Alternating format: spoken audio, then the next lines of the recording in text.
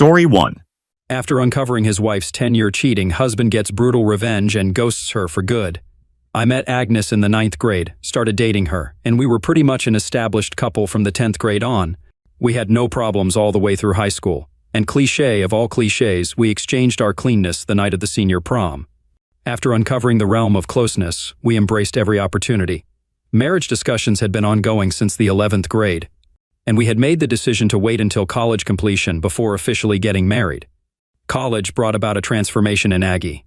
In high school, our peers acknowledged our relationship, ensuring that Aggie was left undisturbed by the guys. However, this dynamic changed when we entered college. Although some familiar faces from high school were present, the majority of students came from different places. In this new environment, the guys no longer saw Aggie as exclusively mine. Instead, they perceived her as a desirable female subject to constant attention. I was aware of the situation, but there wasn't much I could do. With different majors and classes, our interactions were limited to the evenings after classes and after I finished work. The attention had an impact on Aggie, making her more flirty. I observed her walking, smiling, and talking with other guys several times, but being on the other side of the quad, she didn't notice me. Twice, while taking a shortcut through the student union, I spotted Aggie in the cafeteria with a guy and once with two of them. It only dawned on me much later that I never saw her with other girls. It was always with guys. Nevertheless, it didn't worry me. After all, we were a couple in love, planning to get married, so there was nothing for me to fret about. She was an attractive girl, naturally drawing attention from guys, but she was mine, proving it every night when we were together. 4 years later, after graduating, finding jobs in our respective fields, getting married, and starting a life of wedded bliss, I enjoyed almost 6 years of contentment before a sudden revelation shook me awake. While at my desk, Molly from the mailroom placed some files in my basket. As I examined the top one, I wondered why it had been routed to me, given that it concerned an account handled by Wally Bergman, an old classmate from high school and college. Midway through, I discovered a major error, realizing the projections were off by almost $3 million. As I reached for my calculator, Wally rushed into my office, urgently seeking the file for a presentation to Apex. I showed him the error, and he appeared visibly concerned about the mistake.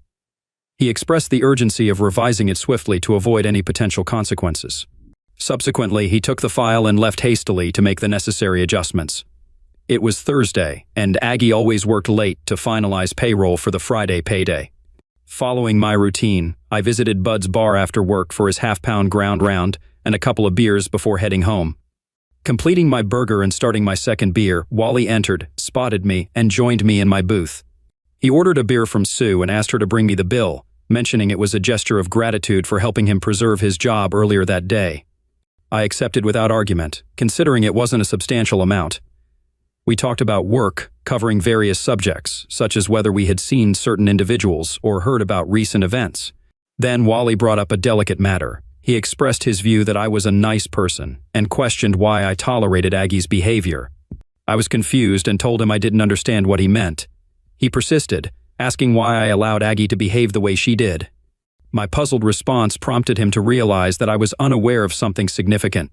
As he attempted to leave, I stopped him and insisted that he stay. I urged him not to leave after dropping such a bombshell. I asked him to sit back down and explain further. Wally complied, expressing his uncertainty and shock that I hadn't been aware of the situation for the past 10 years. When I asked him what he meant, he revealed that Aggie had a questionable reputation. I was too stunned to respond.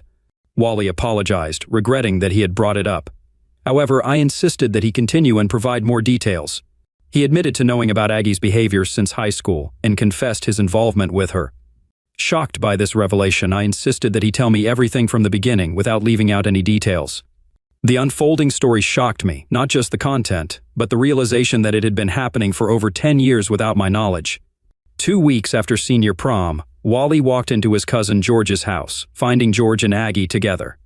They both saw him, and since neither objected, he dressed and waited his turn. They took turns until Aggie stopped and said she had to clean up before meeting me after my part-time job at Jessup's Market. Wally and George continued their encounters whenever I was at work. After George got serious with Melody Martin, Aggie was involved with Wally for a while. Then he found her with Mike Bella and Justin Walsh. Wally joined in. The three of them continued until she had to stop for our meeting. Wally shared her with several others, and she had participated in group encounters with more than a half-dozen guys. I recognized that we were friends, but we weren't exactly best friends, you know. Remember the age of 18 when hormones were raging? You and Aggie were somewhat steady, but I didn't believe your relationship was that serious. I mean, if it were, would she be involved with anyone who showed interest? College didn't change that pattern. In the first semester as a freshman, Aggie had classes Monday through Thursday and Tuesday through Friday with no classes on Wednesday. Her last class on weekdays ended at 2 or 1. I can't recall your schedule, but when you finished class, you went to work. When Aggie finished class, she headed to a bedroom somewhere. Wednesday turned into an all-day event. Throughout our school years, while class schedules varied, the constant was Aggie engaging after class until you finished work. I might be making it sound like an everyday occurrence, but it wasn't, 2 or 3 times a week. Although most of us were surprised when you and Aggie got married, assuming you must have known what she had been doing. Yet you married her anyway. Some thought maybe you were into the idea of your woman being with other men. Tyler speculated that perhaps you and Aggie were debauchees, but no one remembered seeing you with another girl. However, Aggie was frequently seen with other guys. I had no clue, not even a hint. Damn, Rob, I hate to be the one to inform you, but if you never knew. It stands to reason you probably don't know about her Thursday night date with Bob and Bill Howard. On the Tuesdays you bowl, she sees Mark Willard. I'm not sure who else she sees or when, but it's a sure bet that whenever you're off doing something, so is Aggie.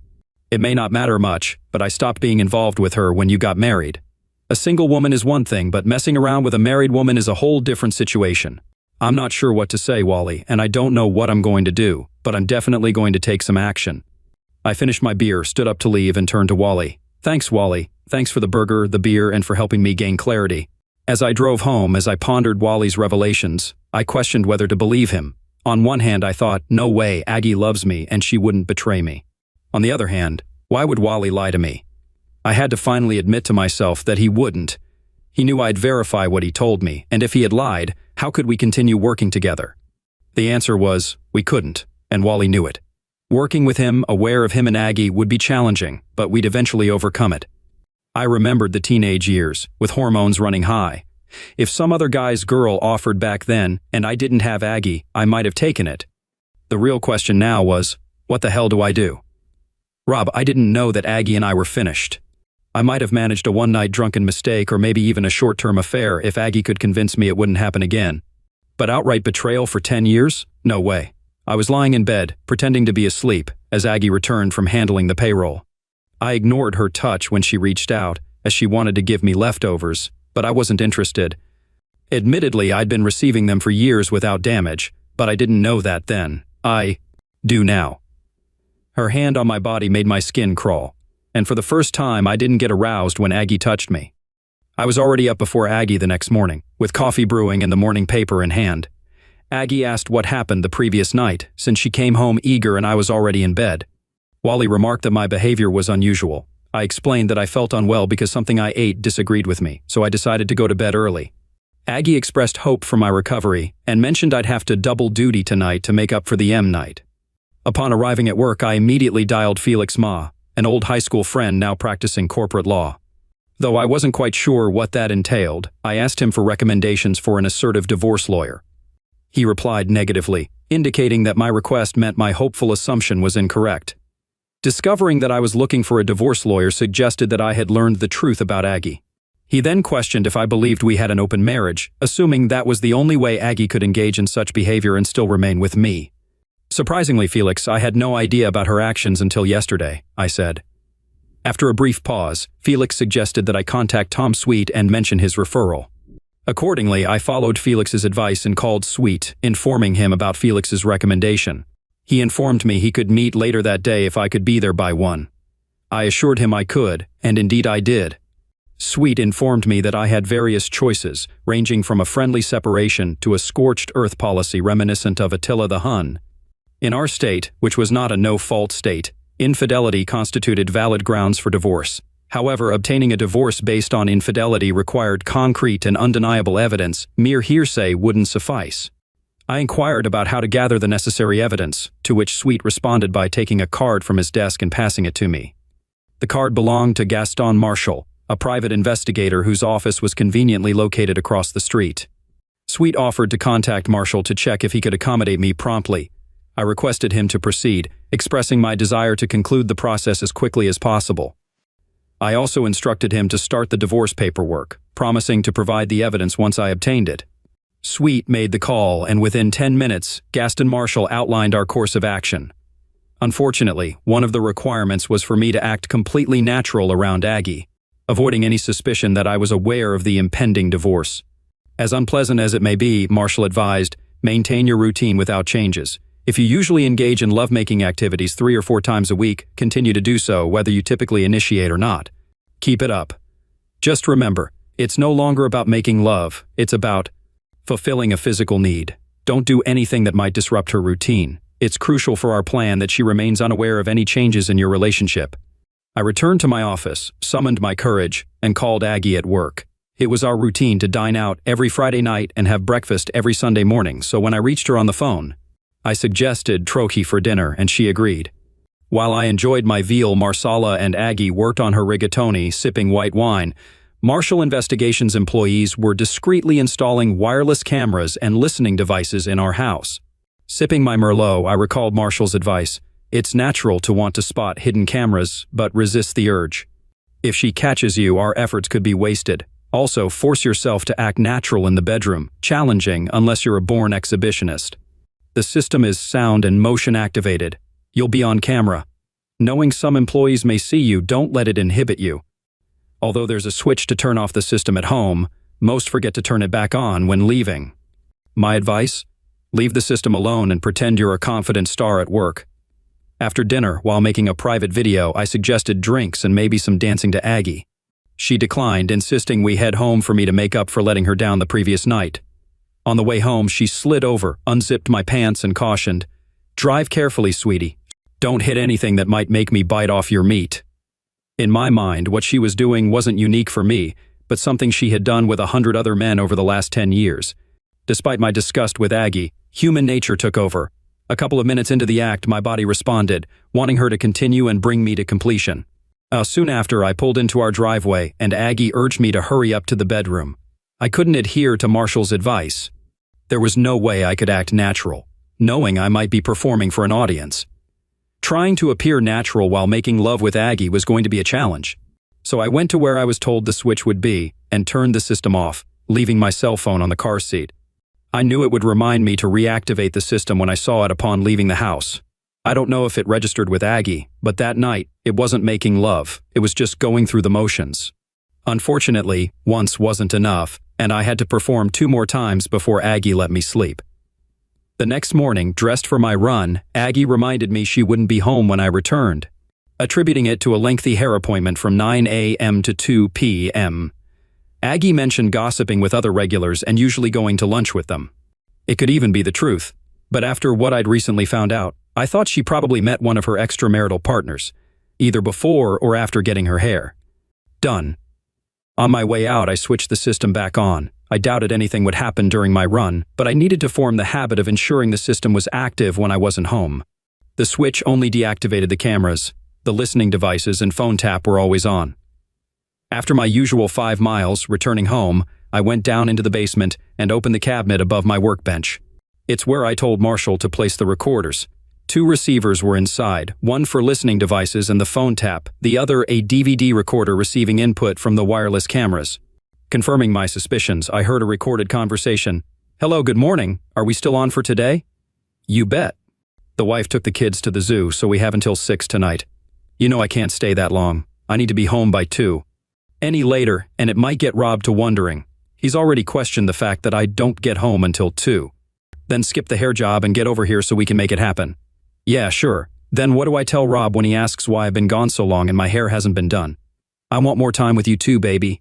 But we have to settle for what we can get." I recognized the man's voice. It was my cousin Lou. I was furious. When I went back upstairs, wondering how many other relatives she had been involved with, I managed to control my anger by the time Aggie returned from her hair appointment an hour later. I faked a fall down the basement stairs, telling Aggie I'd hurt my back, must have pulled a muscle or something. This conveniently excused me from making love with her for the next couple of days at least. On Monday, I phoned Aggie at work and informed her that I would be leaving town on Tuesday, returning by Friday, to take her out to dinner. Although there was no actual trip planned, I didn't view it as 3 wasted days. On average, I traveled once a month, and Aggie was consistently home during my nightly check and phone call. Since my calls occurred at irregular times, ranging from 7 to 10 p.m., I doubted she waited for them before going out. If she were cheating as I'd been led to believe, she might be doing it on our bed while I spoke to her. That was my hope, if she was, and the cameras captured it, I'd have the irrefutable proof my attorney needed for the divorce action. That evening, Aggie desired closeness, stating, "I need something to hold me for the 3 nights you will be gone." Yeah, right, I thought. Fortunately, my back was still hurting, so I had to decline. On Tuesday morning, Aggie bid me farewell with a kiss, and with suitcase in hand, I left for my supposed business trip. Working almost a full day before leaving at 3, I drove to our neighborhood, parked a block from the house, and using my laptop, entered a code Marshall had given me to activate the software he loaded onto my computer. A few keystrokes, and I was listening to the phone line. Recorder. "Hello, hey handsome honk, it's me. What's up? Hubby just left on a 3-day trip. You ready to spend 3 fun-filled nights with me? Does a duck walk barefoot on the beach? I'll take that as a yes. I leave it to you to call Tony. I've got to get out of here and get to work. I'll be home by 6. See you then." After shutting down the computer, I called Tom Sweet and instructed him to have the papers ready for service by Thursday, detailing how I wanted it done. He informed me that my preferred method would cost more than the standard service fee, to which I replied that I didn't care. Leaving the neighborhood, I drove to the other side of town and checked into a motel with a restaurant and a bar next door, settling in for a 3-day stay. I enjoyed the bar, my kind of place, bringing a big smile to my face each time I visited it. Apologies to Toby Keith. It was a country western bar with a jukebox loaded with good tunes for dancing. Every night I saw 3 or 4 unattached ladies who couldn't bear to see a man sitting alone while there was music to dance to. During my first visit, while sitting at the bar nursing a long neck, a great-looking redhead approached and said, "Come on, sugar, they're playing our song." She took my hand, pulled me off the bar stool, and led me onto the dance floor. As we walked, she clarified, "Don't get the wrong idea, sugar. I'm not tallying, I just love to dance, and you were there." Her name was Rhonda, and after the dance, she invited me to join her and her 2 friends, Laura and Shelby, at their table. I spent until 10:30 taking turns dancing with them, then informed them I had to call it a night. "Maybe we will see you again," Rhonda said. "We're in here 2 or 3 nights a week."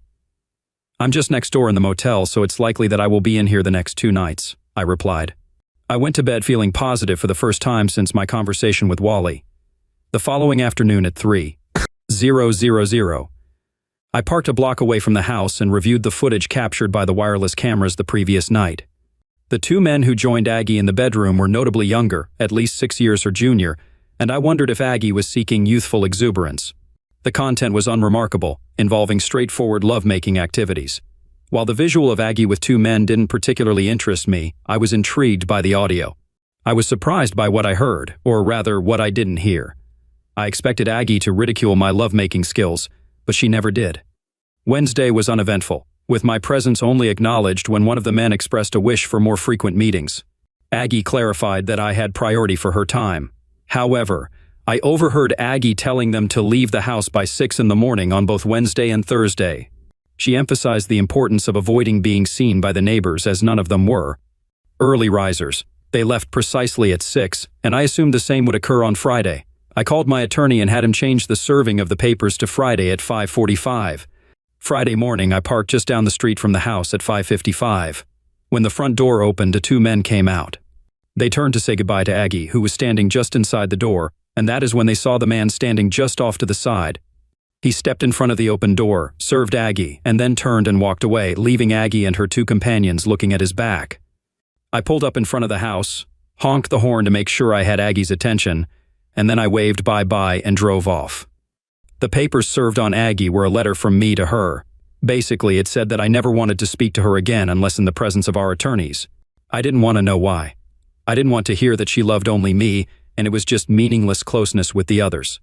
I didn't want to hear that it wasn't what I thought it was, and I didn't want to hear that we could get by it because of our love for each other. I did not want to hear any of the excuses cheaters come up with when caught. Of course, Aggie paid no attention to the letter, and 15 minutes after I had pulled away from the house, my cell rang. It was Aggie. I let it go to voicemail, along with the next 7 calls from her. When I got to work, I told my secretary that I had left Aggie and not to put through any calls from her. I had another thought as I was opening my office door and turned back to her. Another thing, Martha, if she shows up here, please tell her that I'm not here. Tell her I've gone to meet with a customer. Martha stuck her head in the door 5 minutes later. I talked to Iris on the front desk. If your wife shows up, she'll call me and stall her to give you time to get out the side door. You can go to the cafe and have coffee until she leaves.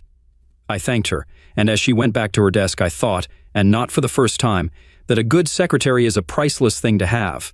Aggie called me 17 times that day, and I ignored all the calls. At lunchtime, I phoned my dad and brother, updating them on the situation. I instructed Dad to inform Mom and asked her not to persuade me to reconcile with Aggie.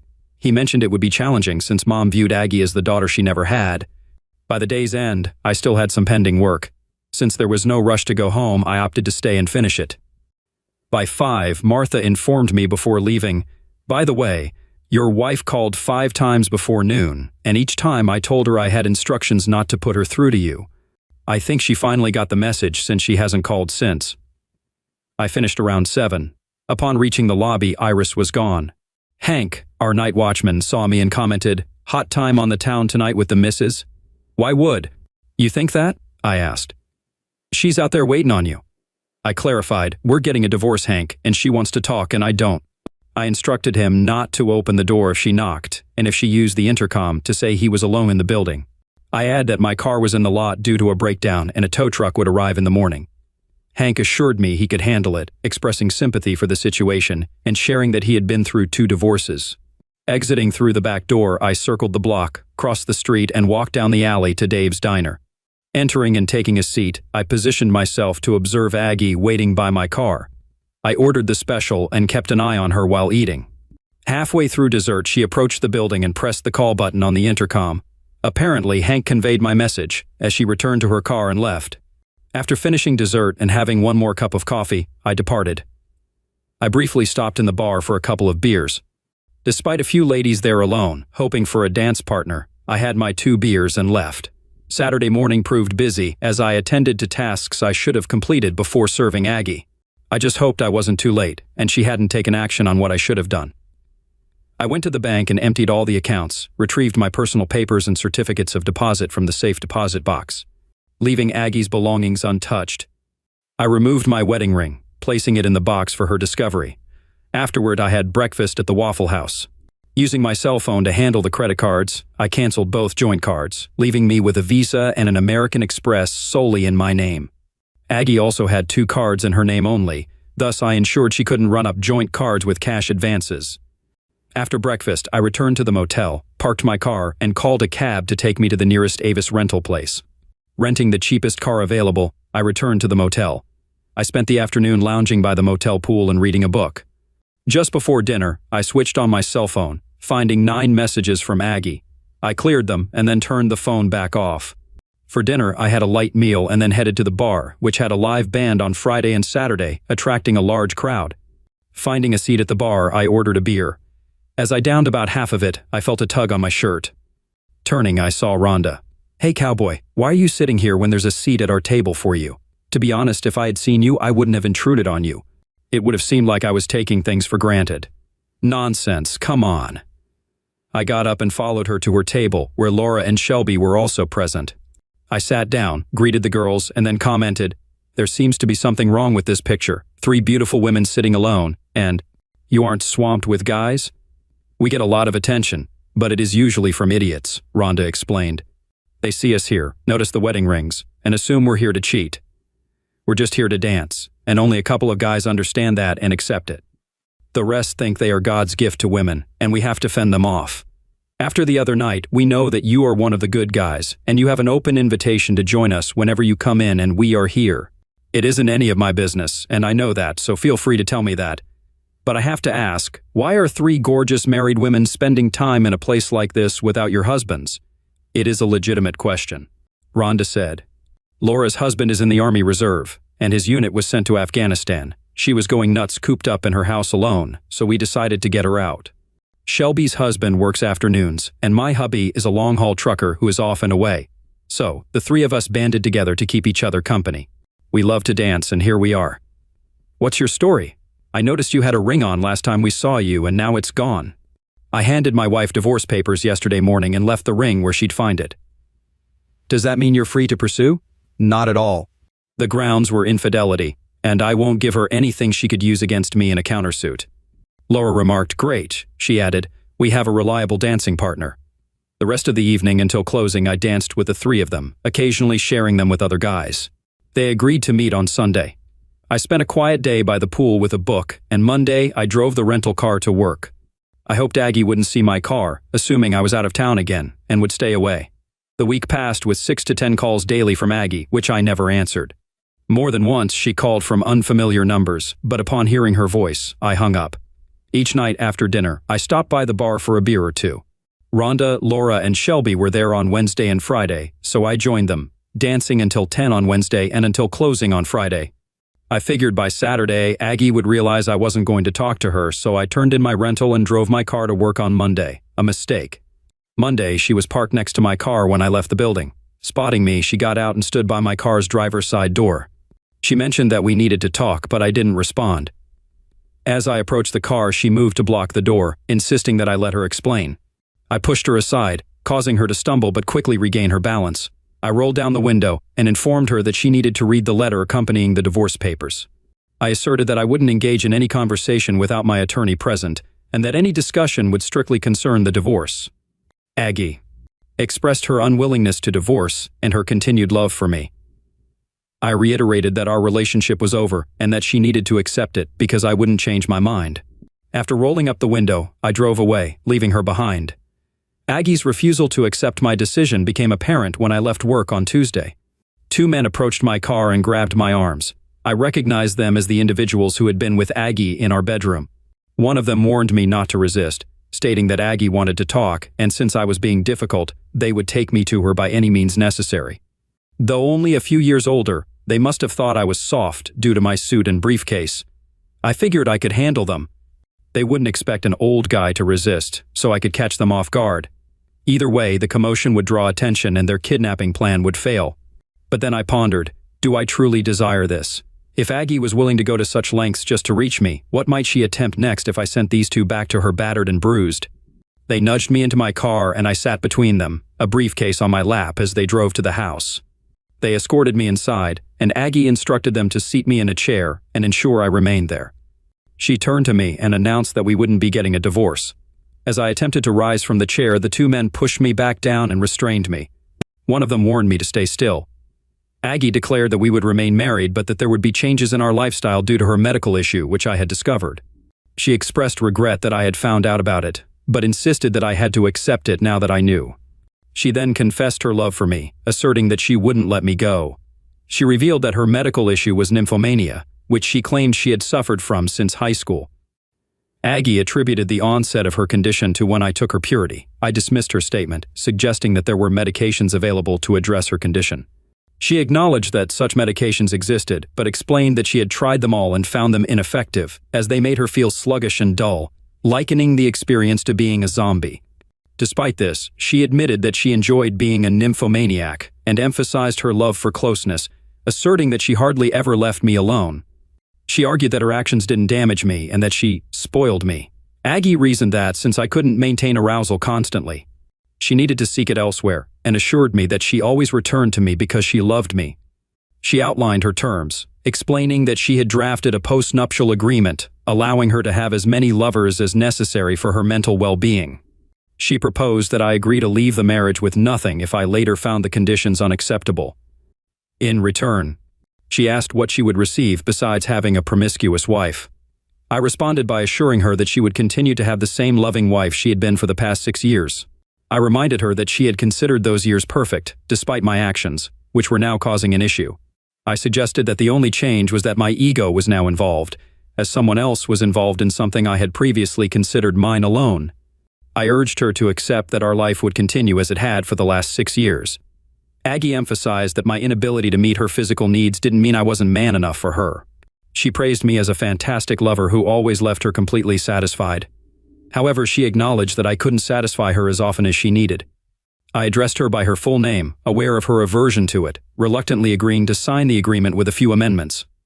I voiced my concerns about our lack of closeness and expressed my need for her presence in our bed.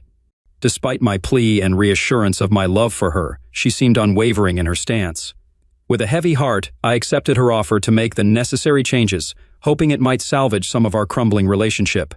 As I attempted to rise from my chair, the two men accompanying her obstructed my path, leaving me feeling trapped and powerless. When I mentioned needing to use the bathroom, one of them callously suggested I relieve myself where I sat, citing Aggie's directive to keep me seated until further notice. Aggie returned after 5 minutes, read the document aloud, and I asked where to sign. She offered a pen, but I mentioned her associates preventing me from standing and instructed them to step aside. Rising, I approached her, placed my briefcase on the table, and took the pen. However, I decided to review it myself to ensure its contents matched her description. After reading it, I chuckled, tore it up, and tossed it back at her. I grabbed my briefcase and headed for the door. Aggie yelled for the two men to stop me, and they pursued. As they neared, I swiftly turned toward them with my briefcase, targeting the first guy's head. It was a solid hit, sending him down. The second guy was taken off guard, and I punched him in the mouth, causing him to stagger backward. Then I delivered a forceful kick to his groin and he collapsed. Understanding the need to keep them subdued in a 2-against-1 scenario, I continued to strike both of them. I alternated between kicking them in sensitive areas and striking their ribs and heads until Aggie screamed for me to stop or she'd shoot. Glancing at her, I noticed she was aiming a weapon at me. Defiantly, I challenged her to shoot. I retrieved my cell phone, dialed emergency, provided my name and address, and informed the operator of my wife's armed threat. The operator advised me to remain calm and not provoke her, assuring help was on the way. After ending the call, I sarcastically thanked Agnes, suggesting her incarceration would expedite our divorce. She criticized my actions as foolish. Agnes warned me that when the police arrived, I would be the one facing arrest. She accused me of entering and attacking her friends out of jealousy, stating that it would be my word against theirs and that they were fully clothed. I mocked her response, questioning her love for me. She assured me not to worry. I countered by stating that I would bail out and that Barry and Tony wouldn't press charges. I reminded Agnes that Hank and Joyce had witnessed the two individuals picking me up from work and escorting me inside. I accused her of having me brought there against my will and hindering me when I tried to leave, despite her companion's failure. Then, she pulled a weapon on me. I explained that although I might spend a night in jail, when my witnesses testified, she would be the one behind bars, and I wouldn't be posting her bail. I advised her that, considering the situation, including kidnapping, false imprisonment, weapon threats, and likely other charges, her best course of action would be to stay silent. Aggie ignored my advice, and along with her associates, fabricated their stories. Consequently, I was taken into custody. The next morning, I called Tom Sweet, briefed him on the situation, and instructed him to collaborate with Gaston Marshall, obtain the evidence, and take appropriate action. Aggie realized she couldn't bail me out until I appeared before a judge, which wouldn't occur until Monday. Tom had a friend who worked as an assistant district attorney. He showed him the tapes of what happened at the house, which depicted Barry and Tony restraining me while Aggie aimed a weapon at me. The ADA overheard Aggie admitting she planned to lie and have her two accomplices do the same. When Aggie showed up at the courthouse for my bail hearing on Monday morning, she got arrested. Warrants were issued for Barry and Tony, and they were behind bars by nightfall. I refused to post bail for Aggie, and her parents couldn't come up with the money either. Aggie obtained a lawyer who contacted me and suggested a bail bondsman wanted me to use the house as collateral for her bond. I dismissed the suggestion and hung up. I checked out of the motel and moved back home, then had all the locks changed. Since Aggie had threatened me with the weapon, Tom managed to get a restraining order against her in case she somehow got out of jail. She couldn't come within 1,000 feet of me without facing arrest and being sent back to jail. As tempting as it might have been to reconcile with Aggie, it wasn't worth risking serious jail time. Both Barry and Tony flipped on Aggie and took plea deals. Aggie claimed she never intended to shoot me, she was just trying to stop me from hurting Barry or Tony so badly that I'd end up in jail. The jury watched the tape and, based on Aggie's expressions of love for me, believed she was probably telling the truth about trying to prevent me from damaging Barry or Tony. They acquitted her of the felony menacing charge but found her guilty of unlawful restraint and filing a false police report, along with a few minor charges. The judge sentenced her to 9 months in county jail and 1,000 hours of community service upon release. While she was in jail, the divorce proceedings wrapped up smoothly. Aside from losing Aggie, I only forfeited 20% of the equity in the house. I transferred the money to her bank account and headed to the bar next to the motel where I'd been staying. Luck was on my side. Rhonda and Shelby were there, so I invited them to celebrate my newfound freedom with me. Laura wasn't around because her husband had returned from deployment and they were busy catching up. "Why celebrate with us?" Rhonda asked. Well, I'm taking a wild guess here. I noticed Laura's wedding ring, and Shelby's too. But you, Rhonda, aren't wearing a ring, and I don't see any signs you ever wore one. So I'm guessing there's no long-haul trucker in your life. Plus, I've always had a thing for gorgeous redheads. Shelby chuckled and teased, "Girl, you're busted," as I pulled Rhonda onto the dance floor. Story 2. I found out my girlfriend was cheating during our Europe trip and let her pay before breaking up. To start off, I have paid for most of the trip. She has helped financially by paying for some hotel stays and some meals while out there. The trip was my idea. It's partly to celebrate my birthday and Valentine's Day. I found out she was cheating on me because, while in Madrid, we had an argument after a night out of drinking. The bar we were at had closed during halftime of the Super Bowl, so upon closing, one of the employees got on top of a chair and started yelling at everyone to follow him to a bar around the corner. Apparently, it was another bar owned by the same owner that was remaining open to watch the remainder of the Super Bowl. When that happened, we had agreed to just go back to our hotel and watch the remainder on my phone while in bed. However, she needed to use a restroom.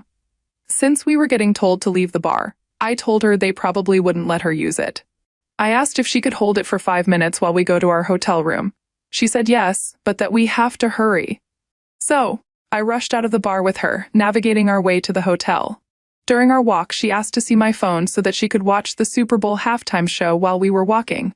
I was still rushing and waiting for her as she was distracted watching the halftime show. We missed a green light because of her, causing us to wait for some traffic to pass before crossing the intersection. So we got to our hotel, rushed in. Upon being in the elevator, she started saying she couldn't hold it anymore. As soon as the elevator doors opened, she rushed out, slammed the doors to the restroom, and almost fell over the toilet, making a loud noise at 3:00 a.m. She didn't make it and peed on herself slightly, and I got upset at her. I didn't tell her anything, just nodded my head in disappointment, and we started arguing. She blamed it on me, saying that I forced her to come back to the hotel and everything was my fault. Receptionists even came upstairs while that was going on, and told us to be quiet and have respect for the guests that were sleeping. She had also spilled her drink all over the halls while running into the restroom, so I apologized, cleaned the mess she had made, and went into our bedroom. After, when I got in, she was really mad and drunk, telling me that I was an a-hole and that it was my fault. After explaining to her how we were forced out, she took forever walking to the hotel and going back and forth about whose fault it was. I just decided to accept it and take the blame for the sake of the trip. She then walked out and said she needed to talk to her mom. She tells her mom everything, even our relationship issues. I told her to stop, and she decided to come back in and put the Super Bowl game on her phone. She watched it until she fell asleep. During that time, I used the restroom, showered, and got ready for bed. When I was finally done, she was sleeping, but her phone was unlocked in the bed. She was completely knocked out drunk. Out of curiosity, I went through her phone, which I never do, to see if she told her mom anything about us. She texted her mom, "I'm breaking up with him after the trip." She told her that I was boring and that her ex-boyfriend from many years ago was better, and also mentioned another guy, which is her old coworker. This guy I had met before, and she had told me they were just friends. They still work at the same company, just at different locations. So I proceeded to look up the messages with him, and mostly it was regarding work. But then I came across messages where she invited him over to her place. Some messages were either missing or they called each other, so I can't be 100% sure she cheated. But her telling her mom that he's better for her, and seeing messages where she invites him over, I think is enough, right? I haven't said anything about it. I have kept quiet. We still have a week left on our Europe trip, so I'm pretending everything is okay. She also told her mom that she's going to have me keep paying for everything, so now I'm letting her pay for more things. The next day, she deleted the messages with her mom. I saw it because she sent a picture to her mom and showed me her messages briefly while showing the picture she sent to her mom. My plan is to pretend I know nothing, enjoy the rest of the trip, have her spend more money, and break up with her once we get back. Am I in the wrong? Let's see how the community reacts. First up, blunt but not malicious. My tone may be off-putting, but I'm not trying to hurt you. You should break up now. Tell her she can find her own accommodation and return home. Either way, it won't be on you. Someone else chimes in. Came here to say this. She wants to use you for the rest of the trip and dump you. Dump her now so she can't enjoy the rest of your trip, and don't let her use anything she paid for. Leave your next location and get your own hotel room. Don't respond to any messages, etc. She can enjoy the rest of her trip solo and have to pay for everything, not just what you make her pay for. One more person says, right on, buddy. Also, please use protection if you sleep with her. I'm sorry you're going through this right now. I'd be devastated. I'm currently in Barcelona on a Euro trip as well with my girlfriend for her birthday and V-Day. I'd be heartbroken if I found some crap like that. Talk about some halftime drama. She couldn't hold her secrets any better than her bladder, and now she's planning to give you the boot after enjoying the perks you've been paying for. Would it even be worth spending the rest of the trip with someone you know has cheated, or is cheating, on you? I mean, you don't just invite some guy over and then attempt to delete the evidence. What would you do? Would you stay and pretend all is okay? So much for happily ever after. For our next stop, it's more like, caught you red-handed, now get lost. My 24 female husband, 25 male cheated on me, and I don't know what to do. Me and my husband have been together for almost 4 years. We dated for a year, got engaged for a year, and have been married for almost 2 years. We've had issues in the past, having to do with his drinking and overindulgence. I would express my frustration every time he would get drunk, and he wouldn't see the big deal in it. He transitioned to only drinking on the weekends, but even then, he would drink, and it was still an issue because he wouldn't know when to stop. And he's the kind of man to never bring up his own frustrations with me unless he's been drinking. So, whenever he'd get drunk and I'd express my annoyance with him, it would turn into a huge argument about past things that he's held on to, about things that I do that upset him. We've never had issues with trust, and I honestly never thought that he would do this to me. At the end of last summer, we decided to move to a different state because the one we were living in we could not afford anymore. Before we moved, he talked about going to a different denomination of Christianity than we'd been going to. He grew up a Christian, but not really going to church regularly until he met me. I grew up Pentecostal and have been going to church since I was a child. His family, over the last 5 or so years, have become Orthodox Christians, which he became very interested in. Before we moved, I told him I would try going to this church if this is something he wanted to try. But if I didn't like it, I didn't want to be forced to go to this church. He said he wouldn't force me into anything, and that was that. So, fast forward, we moved here and started going to that church. His drinking was still an issue, and even though I thought the church and everyone there was very kind, I just didn't feel right going there. I expressed that to him, and he told me I should bring my concerns to the priest of the church. I haven't done that, and I don't know if I will. Fast forward to about a month ago, it was a Friday night, and I was at work. He works construction, and I work in the service industry, so we have opposite schedules most of the time. He decided to go out to a bar with his brother, cousins, and their friends. All of them are married or have girlfriends, and like I said, there's been no breach of trust ever, so I had no reason not to trust him. I got home from work around 10 p.m., and he called me and said I should come out. I said I didn't really feel like it, and he said that's okay, and he'd be home soon. 2 hours go by, and he's still out. He called me multiple times, multiple meaning like 10 times, drunk, confused, lost, and alone. So I told him to get an Uber back home. He said okay, but then I heard his brother on the other end say, "There you are." So I told him to stay with his brother and come home soon. 2 hours go by. It's 2 a.m., and all the bars closed at this time.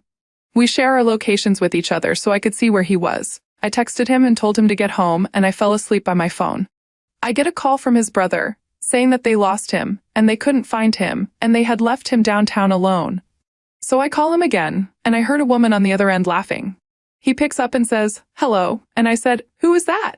He said, "Just a friend." I said, "Don't lie to me, who is that?" He said, "There's no one here, listen." Silence. He blatantly lies. So I said, "Get home now. If you're not home in 20 minutes, I'm locking you out." He says, "Okay." I watched his location start to move like 10 minutes later. We live like 15 minutes from where he was, and it took him an hour to get home. I watched his location go into different neighborhoods, and he turned around and took the weirdest and longest way home. His location never stopped during those movements, so I don't even know if anything more than what I ended up seeing happened.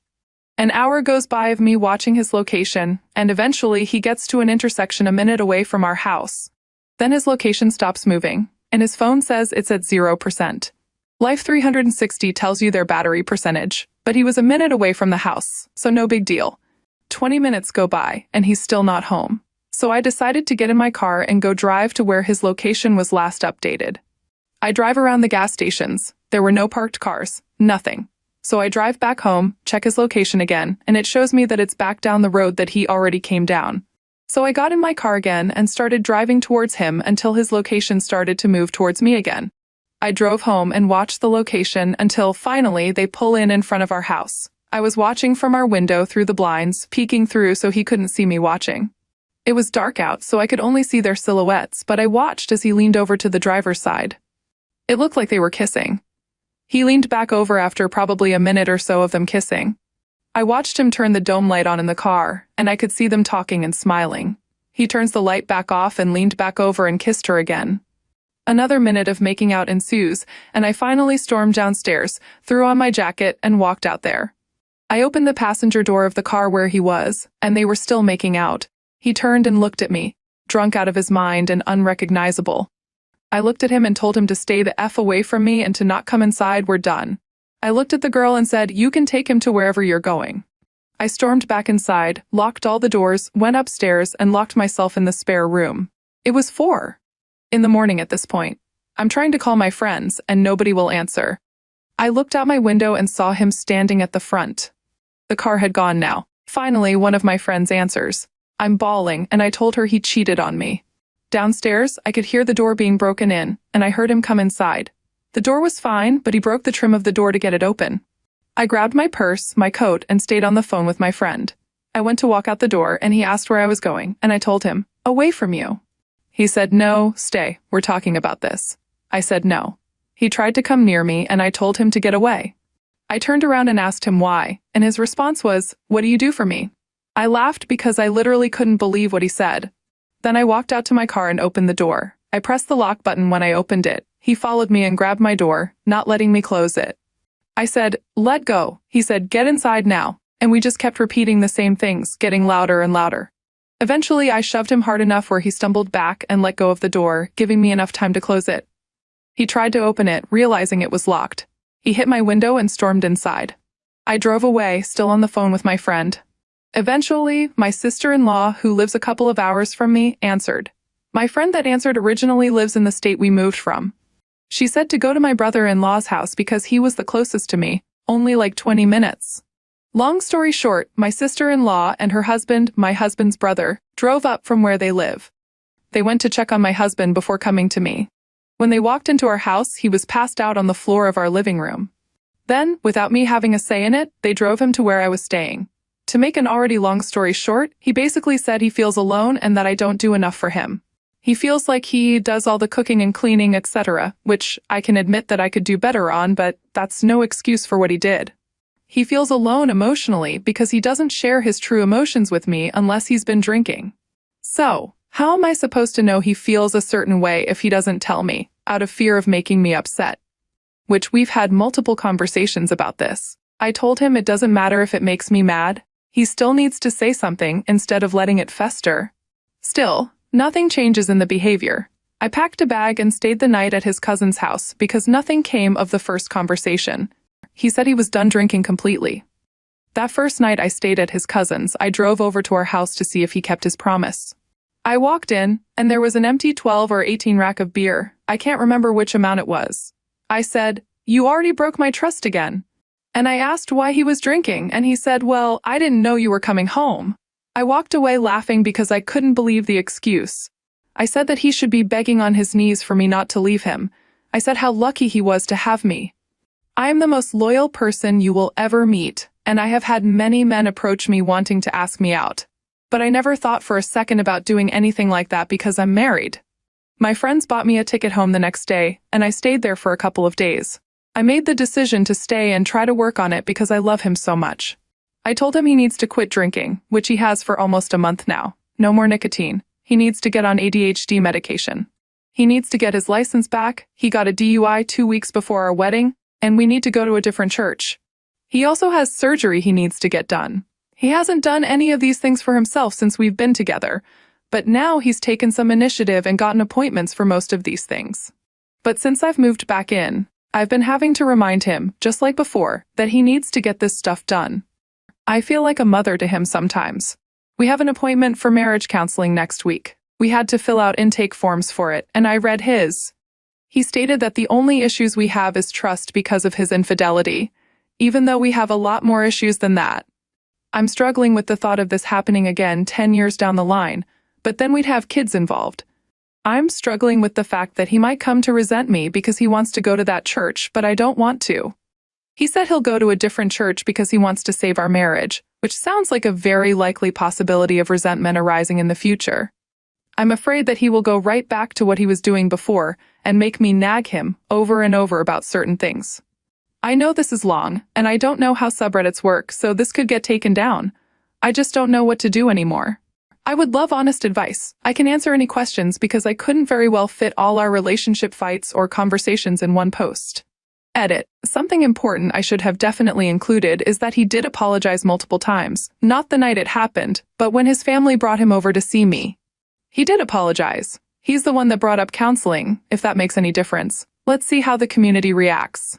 First up, he wasn't even sorry at all. He shifted the blame to you, and you still went back. Why would he change or do what needs to be done when you went running back when there was zero remorse, zero apology, and zero action on his end? So you only have yourself to blame. You should have left and stayed gone. Someone else chimes in, please have respect for yourself and leave this guy. He will not change. Do you want to be cheated on while pregnant? While he waits for you to heal after birth? When you're old and he wants a younger model? Do you want to worry every time he's off without you? That's the life you're headed for. Get out now while you still have youth. You've handed out enough chances, and it seems like he's still stuck in rehearsal mode, practicing his lines of excuses and empty promises. Why stay in a rerun of heartbreak when you could be writing a new script for yourself? Take center stage, embrace your worth, and exit stage left from this sorry excuse for a relationship. And remember, the best revenge is living well without him, or with someone who actually knows how to treat you right. What would you do? Have you had a similar experience? Share it with us in the comments below. And thank you for joining us today. Story 3. I'm selfish. That's what I tell myself every night when my house is quiet without my kids. My ex-husband has a good reason to hate me. My immediate family is split, and I've never stopped hating myself for what I did. My selfish act happened in 2015, at the age of 39, and I confess I took my ex-husband for granted. He used to call me beautiful daily, wanted closeness, took care of me, and treated me as his equal, not like a queen or princess. We were married for 20 years. High school sweethearts, each other's only. My family loved him, and he supported my brother through tough times. He was the go-to person when others needed help. A good man. Over the years, I gave him 2 strong boys, 18, 16, and twin girls, 13. I gained weight, felt self-conscious, but he always told me I was beautiful. Our arguments were rare, but when they happened, they were mostly about closeness, which I wasn't always in the mood for. When I turned 39, my birthday party revealed a new me. After a year in the gym, doing yoga and Pilates, I went from 180 to 135 pounds, an amazing transformation for a formerly chubby girl. My ex-husband joined me at the gym, but not as much. He went from 260 to 225 pounds, shaping his body. Despite his increased affection, I still wasn't in the mood. We tried dinners, dancing, walks, and he helped around the house. He always looked at me with desire, even after 20 years. Any woman would want that desperately, but mentally I just wasn't into it. At the time, I thought it was early menopause, having closeness 2 or 3 times a month, and I was a one and done. He wanted more, but I refused couple counseling. Then my selfishness took over. A new manager in my office showed interest a few days after my birthday. He was slightly younger and handsome, and for some reason he took an interest in me. At first I ignored him, then it turned from ignoring to casual conversation. Then he flirted, and I showed him my ring. After 2 months of constant flirting, I flirted back, leading to me telling him about my life. I found myself thinking about him more and more. I now realize it was an emotional affair, but at the time I felt high. My ex-husband suspected something was off. We had a heated argument, one that I honestly believed started. When he tried to kiss me, I made a disgusted look, not towards my ex. I was thinking about this man when he leaned in, and I felt disgusted with the whole thing. At least that's what I tell myself. A week later, I told the new manager to meet me at a cafe to talk. I intended to tell him to leave me alone, that I couldn't do this, but before I could say anything, he kissed me, and my mind went blank. That was the start of our 6-month affair. During that time, I did things with him that my ex wanted. I was more eager and willing, always in the mood because it was something new. Although my ex and I had closeness during this time, it wasn't as frequent. I started pushing him away, nitpicking on little habits, even belittling him. I'm ashamed of how I treated him. I only realized what I was doing when my brother visited and told me my ex confided in him about feeling depressed and thinking about separation. He felt that I didn't love him anymore, and he was falling out of love with me. That snapped me out of it. I immediately ended the affair, quit my job, and told myself I would make my husband feel loved and wanted. I was determined to fix this and be a better wife. My affair partner came to my house with a box from my office containing things I asked to be shipped. We talked. He wanted to know what went wrong, and I said I needed to fix my marriage. I told him to leave, but he insisted on one last encounter, and foolishly, I agreed. We ended up in the guest room. I don't know how long it lasted, but suddenly he flinched violently. There was a loud bang, and my ex was in the room. My AP was on the floor, and there was a large hole in the wall. I tried to say something to my ex, but his eyes were bloodshot, tears flowing, and his lips trembling. He was in so much pain, and I felt disgusted. I watched as my AP stood up and tried to leave. My ex looked at him, and my AP told him to step back if he knew what was good for him. So, my ex attacked him. I screamed and cried, telling my ex to stop. Out of desperation, I jumped on his back, resulting in me getting slammed to the floor.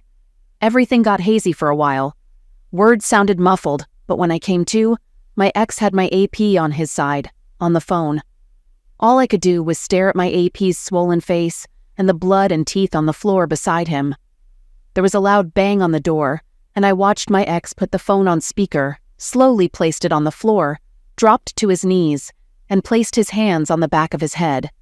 The door opened, the police came in, handcuffed him, and the paramedics arrived. I soon learned that he called special services on himself. Everything went downhill. At the hospital, my father didn't utter a word. He just looked at me with shame. My brother yelled at me, crushed, asking how I could do that to my ex.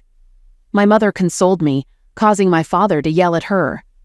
His family was furious, his sisters threatened, and his parents looked like they wanted to send me to an early grave.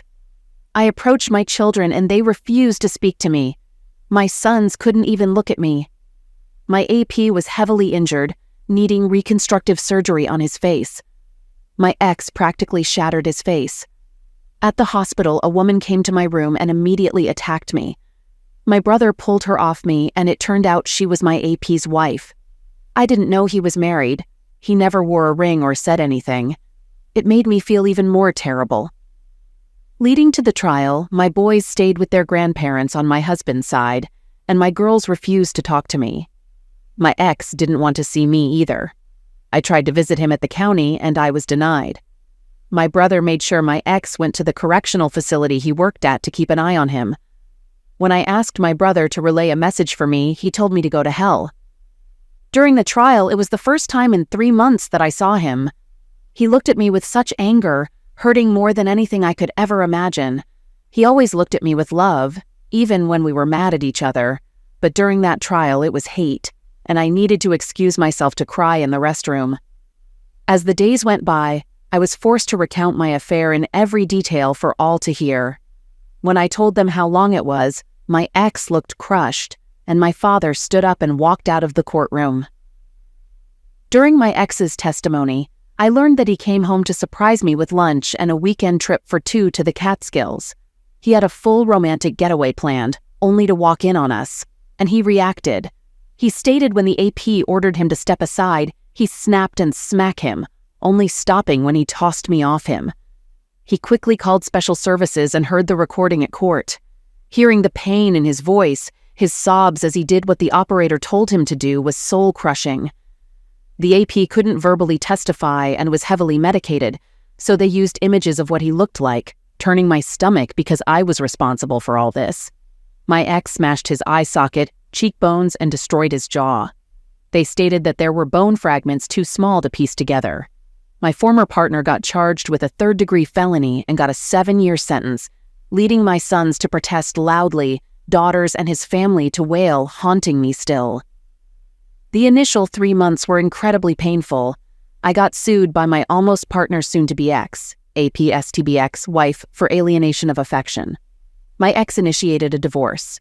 The eldest son moved out, another son isolated himself, and my twins rebelled fiercely. My former sisters-in-law attacked me at Price Chopper. His mother spat in my face when I tried to apologize. Father and brother refused to speak to me. Eventually, I had to find a new job since there was no income, and I nearly depleted savings, but I was practically blacklisted in my field. The accounting firm faced bad publicity, so I started working in retail and as a seasonal H&R Block adjuster during the tax rush. I almost lost the house. My ex refused visits, and every letter was returned. Crying in the shower became an almost daily occurrence. My parents almost separated because my mother constantly defended me. My brother refused to acknowledge me. Even lifelong friends were divided. Soon, I contemplated ending things, picking up my belongings, and disappearing. The guilt was overwhelming. Eventually, I sought therapy, and the therapist scolded me, saying I had become too comfortable with my ex. I didn't see him as a husband, but as a friend with benefits, and I treated him as such. She was right. I took him for granted. Almost a year passed in silence from my children. When I cooked dinner, they would collect their food and go to their rooms, refusing to look at me. I had meltdowns, begging them to say something, but nothing. My brother got married, and I wasn't invited, but my kids were. I continued trying to visit my ex, hoping he placed me on the visitor list, but I was always denied. Letters were still being returned, deepening my severe depression. One day, my brother showed up out of the blue. Shockingly, he scolded me, revealing my ex was in the infirmary after getting stabbed during a ravishment attempt by an inmate, resulting in my ex getting stabbed in the stomach and the inmate getting his spine broken. My brother screamed at me, "You did this!" before leaving. I cried for days because he was right. I did this. Attempts to visit him at the infirmary were futile. For 4 additional years, I tried to talk to him and wrote letters, but they were returned. Thankfully, our children visited their father frequently, and I learned he was placed in protective custody by my brother since the attack. Over the years, my eldest attended the same college and took the same major as my ex. He only calls his siblings and never wants to talk to me. He never comes to the house for holidays, only to his grandparents. Another son followed suit, going to the same college and refusing to call me. My twins were hard on me, but they visited their father weekly, improving their mood. Whenever they got overly rebellious, their uncle disciplined them. My brother and I still hardly spoke. Attempts to visit his wife when they had their first child resulted in being asked to leave. My mother kept me in the loop on what was happening in their lives, but my father still refused to acknowledge me. In early May this year, my kids were happy, and my sons returned home. I didn't know why, and I didn't care. They were home. For 4 months, my children were around, and I did everything I could to express my apologies. Most of the time I was ignored, but they started talking to me, bringing me joy to have conversations with them, learning about their lives. My eldest had been dating someone for over a year. My second-born was on a college track team, and even my girls started talking to me again. It intensified my self-hatred for what I did to them. Witnessing them smile, joke, and share dinner together, I missed those moments deeply. By the end of August, I was excited about the twins' first day of their senior year, coinciding with their 18th birthday. I shared my enthusiasm for their birthday party, but my girls asked if we could do it on a different day. This confused me, thinking we were starting to get better. When I asked why, one of them said, "Because Dad is throwing us a party, and I don't want you near him." This comment shocked me. I asked when their father was released, and they said he got out at the end of April for good behavior, leading to tears as it broke me a bit more. They were around more because he was out, happier and cheerful with their father back in their lives. It wasn't because we were starting to heal. They had him back. I asked where he was staying, and they told me he was staying with my brother. I tried calling, needing to talk to him, but he refused. I went over, holding all the returned letters through the years, saw him briefly through the door crack, shouted his name, and was asked to leave by my brother. I handed him the letters and left. In the driveway, I heard his voice, turned around, and he was walking towards me. I instantly started crying, hugged him, and he handed me back my letters, coldly saying, "You forgot this." I cried, watching him walk away. I begged him, pleaded for him to talk to me, and he just walked back into the house. My children stared at me by the door, and they all had no love in their eyes for me. At that moment, I realized my children were just tolerating me. However, I still want to fix this. I want to tell him how selfish I was, how much I missed him, apologize for destroying what we had. So I'm still trying to push through my daily life. I learned from my mother that my almost partner's ex-wife was visiting my ex 2 years ago, and she's been coming around to see him. I don't care really. I just want him to somehow forgive me, talk to me, be beside me, look at me the way he used to. I want my kids beside us. I just want my family back. Yet I know I don't deserve it. Even if by some miracle we become one again, it will never be the same. I was selfish and I wish I could take it all back. Story 4. This is response to my mother's post. I try hard to keep my history a secret. My college friends are unaware that my dad spent time in prison, and I'm not interested in sharing it with them. When I roamed around campus and overheard people discussing and sharing a particular post, it brought back a flood of emotions I've been trying to cope with. Investigating further, I found enough details to confirm it was about my family, which made me furious. I contacted my mother, and her emotional reaction triggered an argument. Similarly, when I visited my dad and confessed, it led to a confrontation. Despite this, I believe my father is a good man. He only scolded me for disrespecting my mother. He advises me that even if I don't love her, I should still respect her. It's tough to respect someone like her. My father faced many challenges and often emphasized that we should be grateful for growing up in an area where achieving academically wouldn't lead to attacks. He shared how difficult it was for him in the South Bronx, where pursuing white things like going to college made you a target. At 15, my father's father passed away from cancer, and he had to step up as a surrogate parent for his 2 sisters. With no life insurance, he worked hard to contribute to rent and food while attending school. He considers it fortunate that his mother remarried a good man, and they moved to upstate New York for a better life. According to my uncle, in the 90s, my dad's unique style, including baggy clothes and a Puerto Rican flag shirt, attracted teasing from his friends. Unexpectedly, my dad fought back, earning their respect. Instead of walking away, he helped one of them and suggested skipping school, sharing a 40, and talking things out. This led to friendship, and he introduced my dad to my mom. They attended the same college, and by the end of their freshman year, they were married. During my upbringing, my parents were affectionate, always holding hands and kissing, even during my senior year when things went awry. Despite acting like a teenager in love with my mom, my dad never placed her on a pedestal. He advised me against it, explaining that women won't respect a man who does so. His philosophy, treating your wife as an equal, best friend, and confidant, was passed down from his father and stepfather.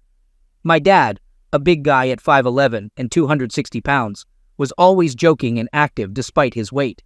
I cherished the moments when he sang to my mom and did thoughtful gestures like serenading her, buying flowers, and writing love notes for no reason. He defended her honor and always expressed how beautiful she was. My dad set an example for the kind of man girls should have in their lives. He stood by my uncle, never giving up on him, even when others thought he was a lost cause. As my grandfather once said, my dad knocked the stupid out of him and left behind the man he was supposed to be, a phrase that always made me laugh. My dad showed me how to be a man, a friend, and a husband. Before her affair, my mother always loved my dad, and he was her support system. Even though they had the ideal marriage, my mom ruined it. I remember those months when she talked down to my father, and he pushed back but restrained himself. Despite his college education and successful career as a financial advisor, my dad could switch from zero to a more assertive demeanor in seconds. Grandma said he was like his father, kind, respectable, and helpful, but he wouldn't hesitate to defend himself with strength. My dad tried everything, buying flowers, taking her out to dinner, dancing, but she was in her own world, treating him poorly. We all witnessed it, especially its impact on my brother and twin sisters. Despite that, my dad smiled and assured us they would work it out. He believed Mom was stressed from work especially when she quit her job. I genuinely thought her job was the issue. Then my dad got arrested. Mom, do you know the embarrassment we felt when the whole school was talking about it? Dad was arrested because you cheated. I couldn't stand to look at you, so I stayed at Grandma's. The sight of you disgusted me, and when I visited Dad, he couldn't bear to look at me. He was ashamed and said he failed as a husband and as a man. I told him he didn't, but he insisted he did, because a responsible man would think about the consequences before doing something so foolish. As a husband, he felt he failed because his wife betrayed him. I pleaded with him to look at me, but he wouldn't. Then you had the audacity to ask for forgiveness, and for the first time in my life, I wanted to physically hurt you. We were all hurting, and you sought forgiveness. Sitting through that trial, listening to that special services call, was the worst 25 minutes of my life. 25 minutes of hearing my father, who would have done anything for you, crying and asking the operator for help. He repeated over and over that the love of his life cheating hurt us more than anything. I know you tried to act as a character witness for Dad. We all told you not to do it, but you did it anyway. Why? Did you want to show us that you still loved him? Tell the court he's a good man? In my opinion, that cross-examination, where you revealed how long you were with that person, was why we lost him. If we had a proper lawyer instead of an appointed one, he might have walked. I had anger issues because of that. My brother became a closet drinker, and one of the twins was suicidal, but you didn't notice. All you wanted was to try and fix things with Dad, leaving me to support my siblings. I hated you, and in some way, I still do. When I went to college, I wanted nothing to do with you. Like my father, I had to be a surrogate parent to my siblings. I was working a full-time job, going to college, and sending you money for bills. Mom, I know it was hard, and you were depressed, but you had help with the bills. Grandma defended you out of family loyalty, not belief. At least that's what the twins believe.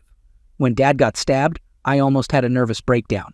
I had just seen him that day, making jokes about the prison body plan. I was halfway back to school when I got the phone call. I nearly crashed the car because my brain turned off. It was tough for everybody. I didn't tell anyone this, but I sat outside that person's apartment, wanting to confront him. When I saw him walking with that cane, I remembered what Dad said and drove off. As the years passed, Grandma died, then Grandpa from broken heart syndrome, and Dad couldn't attend the funeral. Did you know that both his sisters got married in the waiting area so he could give them away? The damage you've done is tremendous, and it didn't help that you kept asking us to forgive you, to give you another chance. You never gave us room to comprehend, to heal. You just kept asking, and all I see is that you wanted to make yourself feel better. You didn't give a damn. You didn't try. You just gave us space and acted as if we were supposed to suddenly act normal again. Yes, you did try in the later years, but not during the time you were supposed to when it was most important. When Dad got out, he told us to start talking to you, saying you're a good mother. So we did, and it made you happy. For a while, I remembered what it was like not to hate you. Dad had issues finding work initially, but one of his old clients hired him. I didn't expect the twins to drop that bomb on you. Dad didn't want you to know he was out. When you appeared, it bothered him. He threw up after speaking to you, saying the very sight of you sickened him. She's been seeing Dad weekly for over 3 years, and they've been spending time together since he got out. So please stop fantasizing about getting back together. If you want to talk or fix things with your children, call me. Your post last week about our worst moment was pure selfishness, as Dad sees you only as the mother of his children, nothing more. Story 5. The chill of autumn hung in the air as the sun dipped below the horizon, painting the skies with streaks of orange and purple. Mark Evans stood on the front porch of his modest home, staring absently at the passing cars.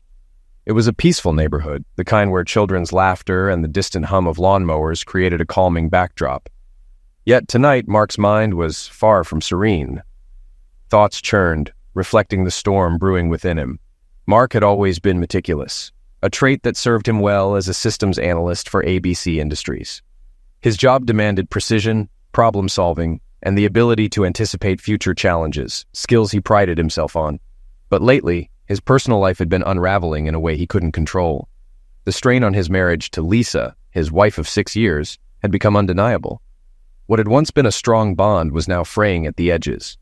The first signs of trouble had emerged subtly, A change in Lisa's tone during conversations, moments of quiet tension, and unexplained late evenings away. At first, Mark had dismissed his suspicions, chalking them up to the stresses of daily life. But one fateful day, he discovered a series of text messages that left little doubt in his mind. They were from Blake Moore, a man Mark once called his closest friend. The revelation of betrayal cut deeper than he could have imagined. Determined to gather evidence before confronting Lisa, Mark employed his analytical expertise. He installed tracking software and meticulously documented her movements. The confirmation was undeniable, and it left him reeling. What he saw, Lisa spending long hours at Blake's home, felt like a cruel twist of fate. The pair had both betrayed him, and the pain pushed Mark into an emotional abyss.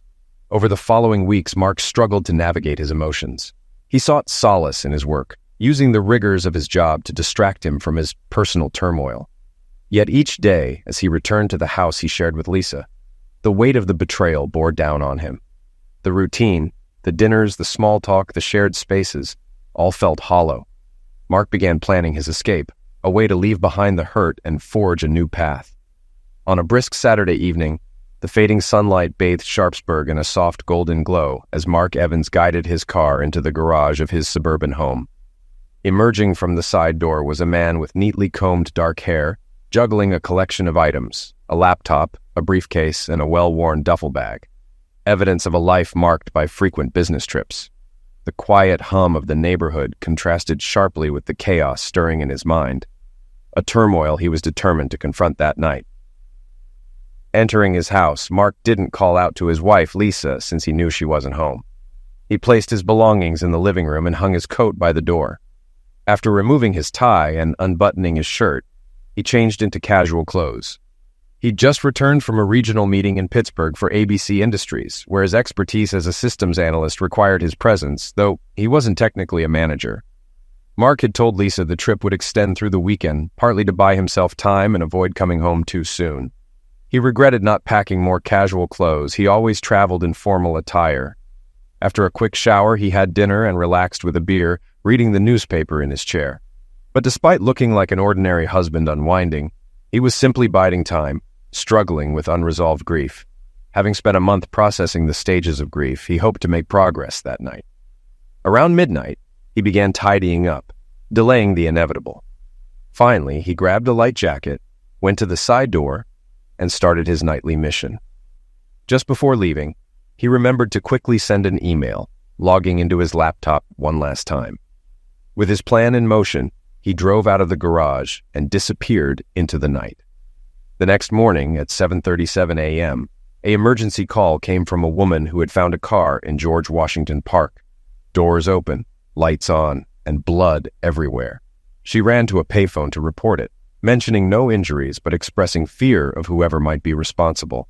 The operator assured her help was on the way, but the woman refused to wait, hanging up before any further details could be gathered. Hours later, Detective Peter Nesbitt arrived at the Evans house and spoke to Lisa, who was surprised to hear about Mark's car being found in the park. She insisted Mark was in Pittsburgh, but the detective confirmed the car's details matched Mark's registration. Lisa suggested the car might have been stolen, but Nesbitt pressed her for more details. Lisa called Mark's phone, but when the detective answered, her shock was evident. The detective explained that Mark's phone had been found in his car and was now evidence in a potential crime. Lisa's worry deepened when Nesbitt explained the situation. Mark's car had a bullet hole, and there was no sign of him at the park. Lisa, now frantic, called the hotel in Pittsburgh where Mark always stayed. When the hotel confirmed he hadn't checked in, her confusion grew. Inside, she realized Mark's briefcase and laptop were still in the living room, further complicating the mystery. The detective called for a search warrant, explaining to Lisa that an illegal search wouldn't hold up in court. Lisa, still in denial, insisted Mark wasn't involved in anything illegal. But as the detective pressed her for answers, she began to fear the worst. Her panic escalated as she realized she had no idea why Mark had come home early, and the possibility of him being in danger hit her hard. "Mark could be hurt," she cried. "You have to find him." Detective Peter Nesbitt softened his tone when he saw how upset Lisa Evans was. "We don't know much yet, Mrs. Evans," he reassured her. "There's no evidence that your husband's involved in anything wrong." He suggested she make coffee while waiting for his partner to secure a search warrant. Lisa calmed down slightly, beginning to make coffee. However, she tensed again when Nesbitt mentioned he would need statements from everyone involved. They sat at the kitchen table, drinking coffee, as Nesbitt explained the details of the crime scene, the car found in the park with a bullet hole, blood, and signs of a struggle. The car had been towed for evidence collection, and forensic teams were still investigating. Within the hour, Detective Klein arrived with the search warrant, and forensic technicians began searching the house, garage, and car. Nesbitt arranged for DNA samples from Mark's toothbrush and razor to compare with the blood found at the scene. Lisa became so distressed that Nesbitt had her sit in the living room while the search continued. After the search, the detectives took only Mark's briefcase and laptop, which was password protected. Nesbitt asked Lisa if she knew the password, and she provided a possible one, but none of the attempts worked. "We'll have our techs handle it," he assured her. Nesbitt then asked Lisa for a statement about her weekend. She recounted her Saturday routine: chores, a call from Mark around 1:30 p.m., shopping, dinner, and staying at a friend's house. By the end of her account, Lisa was visibly tense. As Nesbitt wrote down the details, he mentioned they might need more information later. He also asked for recent photos of Mark for identification purposes. Lisa handed him a photo album, and Nesbitt selected 2 good images of Mark. When he noticed a man in one of the photos, Lisa explained that it was Mark's best friend, Blake Moore, not a relative. Afterward, Nesbitt joined the forensic team in the garage. While inspecting Lisa's car, they discovered bloodstains on the gas and brake pedals. The blood was identified as human, and the car was towed for further analysis. Nesbitt expressed his concerns to his partner, David Klein, about Lisa's potential involvement, especially with the suspicious blood in the car. The detectives returned to the house and told Lisa about the blood. She was shocked and denied any knowledge of it, claiming she hadn't been near the park. She handed over her shoes for testing. As the detectives left, Nesbitt remained unsure about Lisa's role in the situation. "Do you think she's innocent or just a good actress?" Klein asked. Nesbitt wasn't sure. They agreed to investigate the couple further, talk to friends, neighbors, and anyone who might know something about why Mark came home early. Nesbitt hoped that would provide the key to solving the case. On the drive back to the station, both detectives reflected on the case, but no new information came from the lab before they ended their shift. They were left with more questions than answers. Peter and Dave arrived early the next morning, eager to make progress on the Mark Evans case. They were greeted with a stack of forensic and medical examiner reports, which they spent the next hour reviewing. After finishing, they realized more reports would be coming in. Peter glanced at one and said, "These reports seem to point in the same direction, but we shouldn't rush. Let's see if the computer techs find anything else." David agreed. "I think you're right. In the meantime, we can talk to his lawyer and colleagues. We're not ready to arrest yet, but we need some formal statements before approaching the DA." The detectives headed to Mark Evans' lawyer's office around 9 a.m. Lawyer Robert Graham quickly confirmed that the emails they'd obtained from Mark's computer were genuine. After thanking him, the detectives left and drove to ABC Industrial, where they met with Mark's boss. Klein asked, "Will Mark be staying in Pittsburgh until Friday night? He had seminars this weekend." The boss responded that Mark was expected back Friday night. When asked if Mark seemed off lately, he mentioned that Mark had been more brooding, but had said everything was fine when asked. After the meeting, the detectives headed back to the station. By late morning, they had received preliminary DNA results and saw a strange box with wires and a forensic report. The new information, along with maps from the techs, helped them fill in some gaps. They spent a few hours piecing everything together in an interrogation room. By the afternoon, the detectives felt ready to question Lisa Evans. They arrived at her house unannounced, hoping to catch her off guard. When Lisa opened the door, she immediately asked if they had found her husband. Detective Nesbitt replied, "No, but we've made progress and need to ask you some questions." Lisa invited them in, and they sat down. Klein opened his notebook and asked, "Is there anything you want to tell us about your relationship with Blake Moore?" Lisa grew pale. "What? Blake's just Mark's best friend," she said, clearly rattled. Nesbitt pressed, "Are you having an affair with him?" Lisa denied it, but her reaction suggested otherwise. The detective stood up, and Klein said, "We need you to come to the station for a formal statement." Lisa panicked. "Am I under arrest?" she asked. Nesbitt assured her, "You're not under arrest, but we have reason to believe you haven't been truthful with us."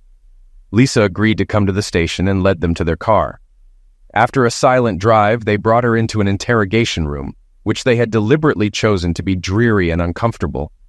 Nesbitt asked, "Are you sure you don't want a lawyer?" Lisa shook her head. As she sat, tearful, they set up the cameras. Klein instructed the team to make sure both cameras were recording, anticipating that this might be the turning point in the case. While they prepared, across town, a Crime Stoppers volunteer answered a call, offering up to $1,000 for tips leading to solved crimes. The case was moving forward, but things were about to take an unexpected turn. The Crime Stoppers volunteer hesitated before an older man spoke up, asking, "Is this where I can get money for helping the police?" The volunteer explained, "It depends on the information and how much it helps. Do you have details about a crime?" After a pause, the man responded, "So I don't get money now? What if the cops try to scam me?" She assured him, "We just need to confirm you helped. The money isn't from the police, so they won't trick you. If you tell me what you know, I'll give you a number to call back in a few days to see if it helped." The man grew impatient. "I need the money now." She replied, "If you're hungry, I can give you shelter addresses, but I can't help with cash right now." "I don't need food. I need juice. Grape juice," he clarified. Grinning, she said, "If your info is good, you might be able to afford all the juice you want." The man then shared a tip. "I saw a guy toss a Colt and 2 shovels into the river under the 3rd Street Bridge on a Sunday morning. He had a rifle, and I thought he'd shoot me." The volunteer took notes and asked, "Was this by the East Side parking lot?" "Yeah, he tossed them from the dock. Shouldn't be hard to find," the man replied. He added, "The guy was big with blonde hair and his car was dark blue. The plate started with AZS, but I forgot the rest."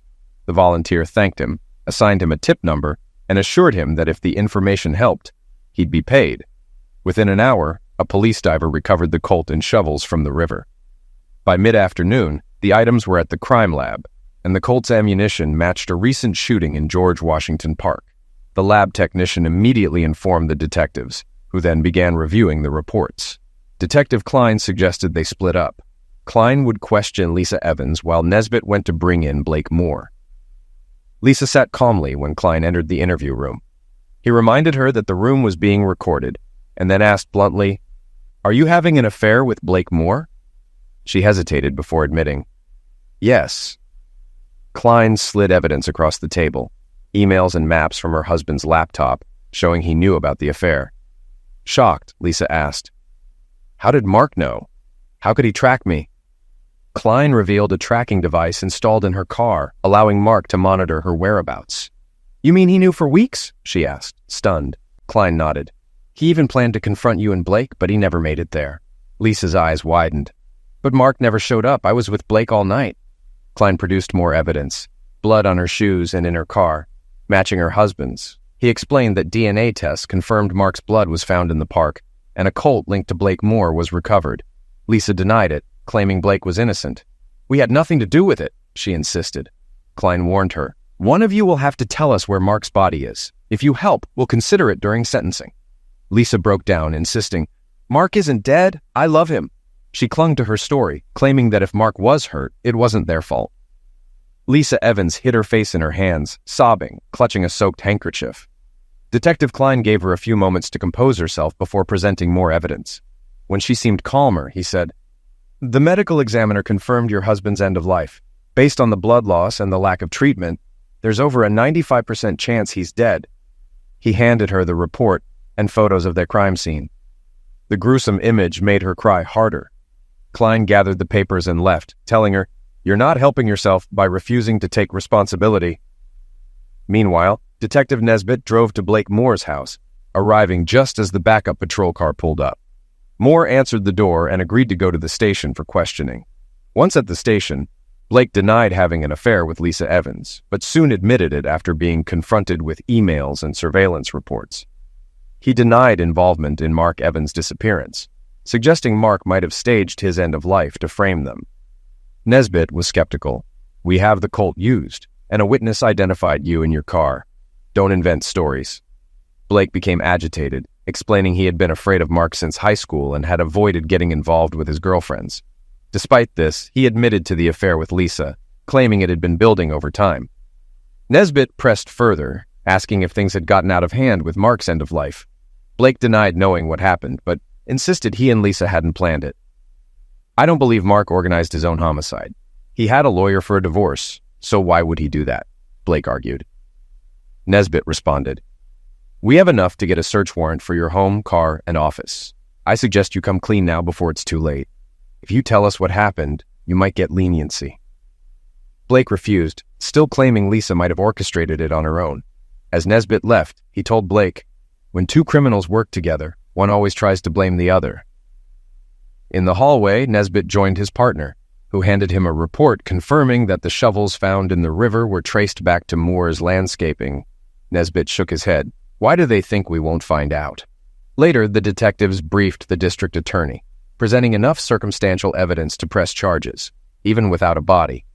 Within the hour, both Lisa and Blake were charged with Mark's homicide. They maintained their innocence as their Miranda rights were read, knowing their fate now rested with the prosecution. After the arraignment, Lisa and Blake were taken to the station for fingerprinting and photos. Blake scowled the whole time, and Lisa's face was streaked with tears. Once back in their cells, they finally spoke. "What are we going to do, Blake? They can't believe we did this to Mark, right?" Lisa asked, her voice heavy with hopelessness. Blake replied calmly, "We'll need our own lawyers. Unless you want to share one with me. Might save some money since we're both accused of the same thing." Lisa shook her head. "This whole thing is messed up. I'm sure Mark set us up somehow. Maybe even paid someone to film it and leave clues for the cops." Blake was shocked. "You really think he would go that far?" Lisa frowned. "Why wouldn't he? I know Mark. If I thought he'd find out about us, I wouldn't have even touched you." She broke down again. "But he wasn't violent. Not like this." Blake continued. "I'm shocked he didn't do something when he found out about us." Lisa wiped her tears. "I don't know how or when he found out. He didn't act any different. When we met, it was always quiet, secret. Maybe he planned it all." She sighed. "Even if he's not dead, he's still going to want a divorce." Blake was blunt. "You had to know it was going to end badly. The first time you came over to my place..." Lisa stopped him, her voice quiet. "You're right. I just hope he can forgive me." After a pause, she suggested calling Robert Graham, their attorney, to share costs. She was escorted to a private room to make the call. Graham, already Mark's attorney, couldn't represent them but recommended a colleague, Basil Smith, an experienced criminal lawyer. Lisa agreed, and Basil was on his way. When Smith arrived, he got straight to work. After reviewing the charges, he asked them to summarize what had happened. Lisa told him, tearfully, "I had nothing to do with what happened in that park. I love Mark. I couldn't hurt him." Smith turned to Blake. "Your turn." Blake remained calm. "We had nothing to do with Mark's disappearance. I think he set us up. He paid someone to liquidate him and frame us." Smith paused, considering their words. "We'll focus on getting you out of here. The prosecution will likely set bail at $100,000 for each of you. Can you afford it?" Lisa was shocked. $100,000? Smith reassured her. "You only need 10%, $10,000, to post bail. The rest isn't required unless the judge orders it." He added, "You'll be arraigned tomorrow. You'll spend the night here, but you'll be able to arrange bail in the morning." That night was sleepless for both, surrounded by noisy cellmates and greasy takeout food. The next morning, their appearance in court went smoothly. Both pled not guilty, and bail was set at $100,000. Blake was able to pay his $10,000 bond quickly and was released by afternoon. Lisa, however, found her savings account empty. Desperate, she called her parents, who reluctantly agreed to help after much persuasion. It took longer than expected, and Lisa spent another night in jail. Her new cellmates, two drunken courtesans, kept her awake most of the night. By noon the next day, after securing the funds, Lisa was finally released and returned to her empty house. She showered, crawled into bed, and ignored her phone, letting the answering machine handle the calls. The following month flew by for Lisa and Blake. Early on, Lisa learned that her husband, Mark, had withdrawn money from their joint bank account before disappearing. About 10 days before his disappearance, Mark had emailed his lawyer, Robert Graham, saying he was taking the cash to prevent Lisa from claiming his legal share in the upcoming divorce. There was no mention of what happened to the money, but Mark said he'd give up his share once a divorce agreement was reached. Lisa and Blake met regularly with their attorney, Basil Smith. He had spoken with the district attorney and reviewed the evidence, believing the lack of a body and witnesses would make it hard to convict. After securing their bail, Basil suggested hiring a private investigator to explore whether Mark had staged his own disappearance. Lisa didn't buy it, still holding on to the idea that Mark could have been a sufferer of a botched carjacking. Despite her doubts, she wasn't ready to accept the possibility that Mark might be dead. The private detective turned up little. Basil also had the investigator follow up on a tip from a winemaker who had reported seeing discarded homicide weapons. The detective couldn't trace the tipster and found nothing useful. Though Basil didn't directly mention it, tension was growing between Lisa and Blake. After his release, Blake suggested they could meet freely now that Mark was gone, but Lisa rejected him, tearfully blaming him for ruining everything. Blake responded coldly, and their relationship soured completely. A little over a month later, Basil arranged a meeting with District Attorney Jeff Bagden, hoping the charges would be dropped. Lisa and Blake were overwhelmed by questions from friends and wanted the case cleared to move on. Bagden, dressed casually and appearing young for a DA, surprised them by offering a plea deal, 8 to 12 years for second-degree homicide. Shocked, Lisa and Blake denied any involvement. Basil questioned Bagden about the evidence, and the DA revealed new DNA findings. Mark's blood was found on Blake's car, and a piece of plastic at the crime scene matched materials from Blake's landscaping business. Lisa, furious, accused Blake, but he denied it, claiming she was with him when it happened. Basil intervened, urging them to stay calm. Bagden continued, stating they had enough evidence for trial, including the fact that Mark had been shot and dragged into Blake's car before being buried. DNA from both defendants had been found at the scene, and witnesses had seen Blake disposing of evidence. Despite the shocking revelations, Lisa and Blake both rejected the plea deal, convinced they could beat the charges in court. Basil left them with a lot of work ahead preparing for trial. After they left, he reviewed the evidence, wondering if either client was being truthful. Several months later, the trial began. Judge Cox called the court to order, and Basil sat between Lisa and Blake, trying to manage the tension between them. District Attorney Bagden's opening statement was direct. He explained that, although Mark's body was missing, the evidence pointed to Lisa and Blake as the butchers. Emails showed Mark had discovered their affair and was preparing for divorce. Bagden described how Mark had likely been shot during an encounter at Blake's home and then disposed of in a remote park. Forensic evidence, including blood on Blake's car and items linked to the crime found by Crime Stoppers, connected both defendants to the scene. Lisa lost her composure, and Basil had to calm her down before Bagden finished. He claimed Lisa's blood was found in her car, implying she was involved in the crime. He predicted their defense would be self-serving testimony, with each defendant blaming the other. Bagden's statement set a grim tone for the trial. Basil's objection was weak. He reminded the jury that they were innocent until proven guilty, but it was clear that Bagden's opening had a strong impact, leaving the defense with a tough road ahead. The first witness, a computer expert, testified that he found emails and maps tracking Lisa Evans's meetings with Blake Moore. Mark Evans had used a device to map the route and times of her meetings. One reporter noted the tracking company, Rocky Mountain Tracking, believing it would attract future clients. During the testimony, Blake seemed bored, and Lisa appeared embarrassed. Basil Smith couldn't challenge the tracking evidence, and the session broke for lunch. The afternoon saw testimonies from emergency operators and patrol officers who described discovering Mark's car. When detectives and the medical examiner took the stand, the scene's grim details emerged, with photos of bullet wounds, blood, and drag marks. The medical examiner confirmed Mark had lost around 4 pints of blood, and evidence of a major artery being severed suggested he was dying when moved. Lisa screamed, "No, Mark can't be dead," and was excused for the day due to her emotional outburst. The second day began with a brief continuation of the medical examiner's testimony, focusing on blood sample tests. Basil Smith cross-examined him, suggesting Mark could have survived with prompt medical help, which the examiner conceded was possible, though unlikely. Next, a forensic expert discussed bullets recovered from the scene, identifying them as military-grade full-metal jacket rounds. Basil questioned whether they had passed through bone or flesh, but the technician found little residue on the bullets. The Colt used in the shooting was untraceable, though no fingerprints or DNA linked the defendants to it, which was a small victory for the defense. The forensic team also discussed 2 shovels found with Moore's landscaping branding, confirming no fingerprints or DNA, but indicating a strong link to Blake Moore. Cross-examination on blood found in Blake's car suggested it could have been planted by a third party, a theory the technician admitted was possible. However, blood found in Lisa's car and on her shoe was harder to dismiss, though Basil tried to create doubt about whether it was transferred. By the end of the day, the prosecution's case seemed strong. The press speculated that the defense would struggle, especially with the mounting evidence against Lisa and Blake. Basil Smith appeared focused on raising doubts about Mark Evans's end of life. hoping to create enough uncertainty for the jury to question the prosecution's case. The defense's first witness was Dr. Wilbur, a blood analysis expert.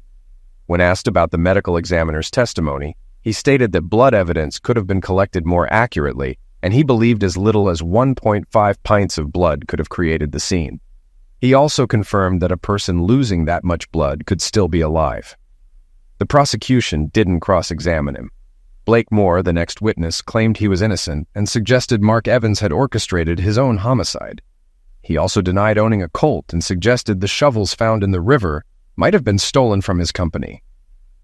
When cross-examined, Blake explained a past conflict with Mark, but couldn't adequately explain why Mark would have orchestrated his own homicide.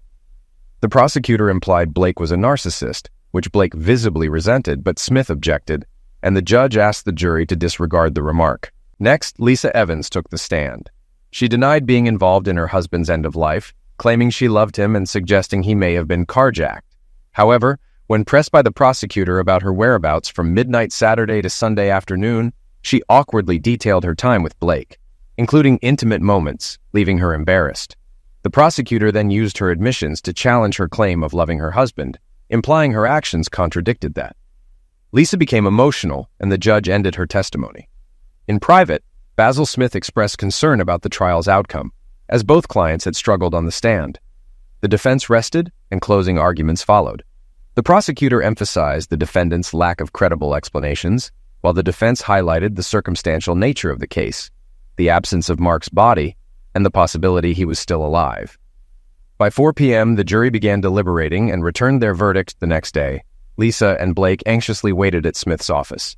At 3:30 p.m., they learned the jury had found them guilty of second-degree homicide. Lisa cried, and Blake slammed his fist on the table. They were handcuffed and taken into custody.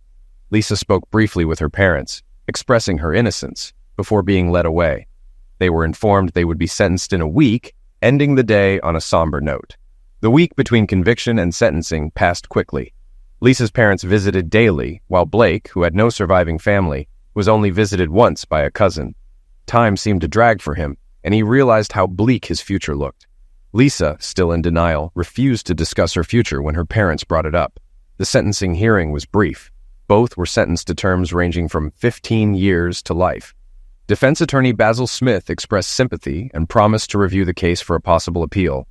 Things moved fast after sentencing. Within 3 days, Lisa and Blake were transferred to state prisons. Lisa went to a well-regarded women's facility, while Blake was sent to a prison with a history of riots. The media quickly lost interest, and soon after, news stories dominated the news cycle. A couple of months later, Basil and prosecutor Jeff Bagden met for a drink. Basil remarked, "You really went after them," referring to their hard-fought case. Jeff responded, "I was surprised by the conviction. They never wavered, but the jury didn't buy their story. I try not to take these cases personally, though." Basil reflected, "I guess you're right, but this one still bothers me." A year later, a news article caught Basil's eye. Blake Moore had been stabbed in a prison riot, leaving him in serious condition. It made Basil think about the case again. By then, 18 months had passed since Lisa and Blake's conviction. Basil had reviewed the case multiple times but found no legal grounds for an appeal. One quiet Wednesday morning, a receptionist at the Innocence Project received a package. Inside was a DVD, a sealed black bag with a biohazard label, and a multi-page letter. As she read it, her emotions fluctuated. After finishing, she called Tony, saying, "We just got a package that I think the team should see. It involves several homicide convictions that may need to be overturned." A minute later, a tall, red-haired young man in a white shirt and worn jeans emerged from one of the offices. He thanked the receptionist, took the package, and disappeared back through the door. The young man was Tony Kelly, a recent law school graduate. Before pursuing a high-paying job at a Wall Street firm, he wanted to contribute to public service. He had been working at the Innocence Project for almost a year, primarily handling legal research for the senior attorneys. While he didn't plan to stay long, he enjoyed making a difference for those wrongfully convicted. Sitting back in his swivel chair, Tony placed the package contents on his desk. After a quick glance at the DVD and sealed bag, he began reading the letter carefully. Leaning back in his chair, feet propped up on the corner of his desk in his Nike sneakers, he started reading the letter. It was typed neatly on a computer in an easy-to-read font, and he quickly became engrossed in its contents. The Innocence Project, New York. Regarding the convictions for the homicides of Lisa Evans and Blake Moore, I'm not sure where to begin, so I'll start from the beginning. That way I can lay things out clearly and hopefully cover everything important.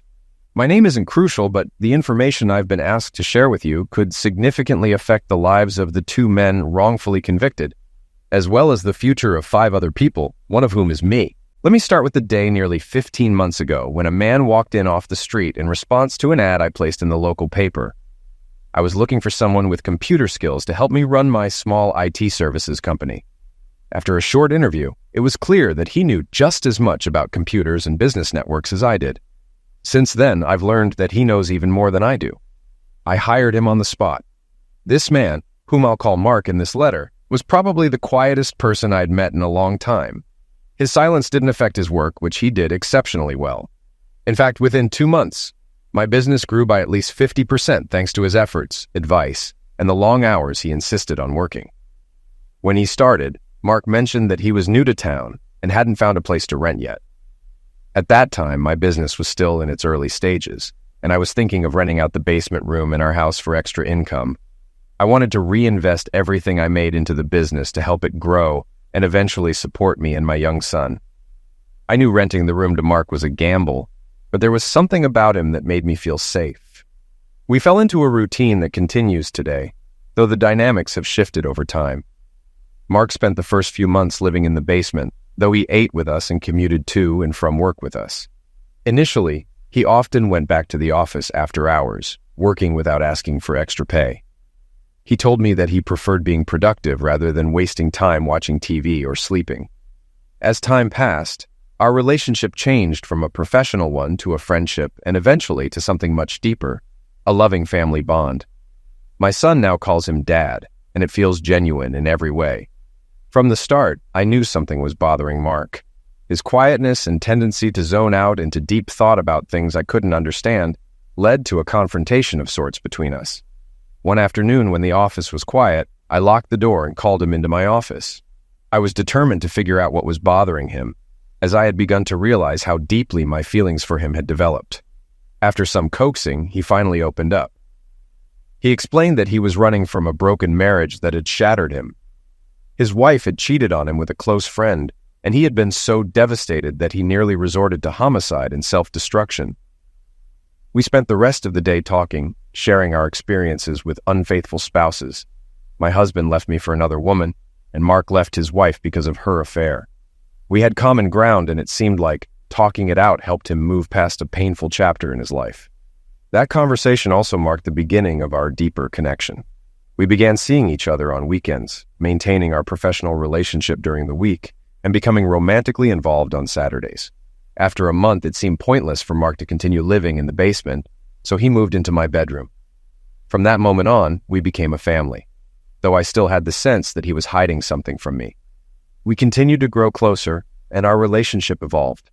I know I love him, and I believe he loves both me and my son. In fact, I should say, our son, because that's how Mark feels about him. Our son is about to turn 4 and deserves a father's love, something his biological father has completely failed to provide. He hasn't seen his biological father in years. This brings us to 4 days ago when Mark collapsed at work. After 3 days in the ICU, doctors concluded that his condition was heart-related and that he would need open-heart surgery to correct an issue he had likely been born with. Once his condition stabilized, they moved him to a private room. It was then that we could finally talk. When I walked into his room, I could tell immediately that something was seriously bothering him. That's when he shared a story with me that he had been afraid would die with him if he didn't have the surgery. He needed to close that chapter of his life for good. He told me his story throughout the day, and once I promised to write it down and ensure it reached you, it seemed like a huge weight lifted off his shoulders. Now he's asleep, and I'm typing this on my laptop while our son lies next to him, also asleep. I think I have most of the night to finish this letter. I still need to go home to prepare a DVD, which I'll explain later, and gather a few other things before I can send this information. I plan to have it ready to send by noon tomorrow.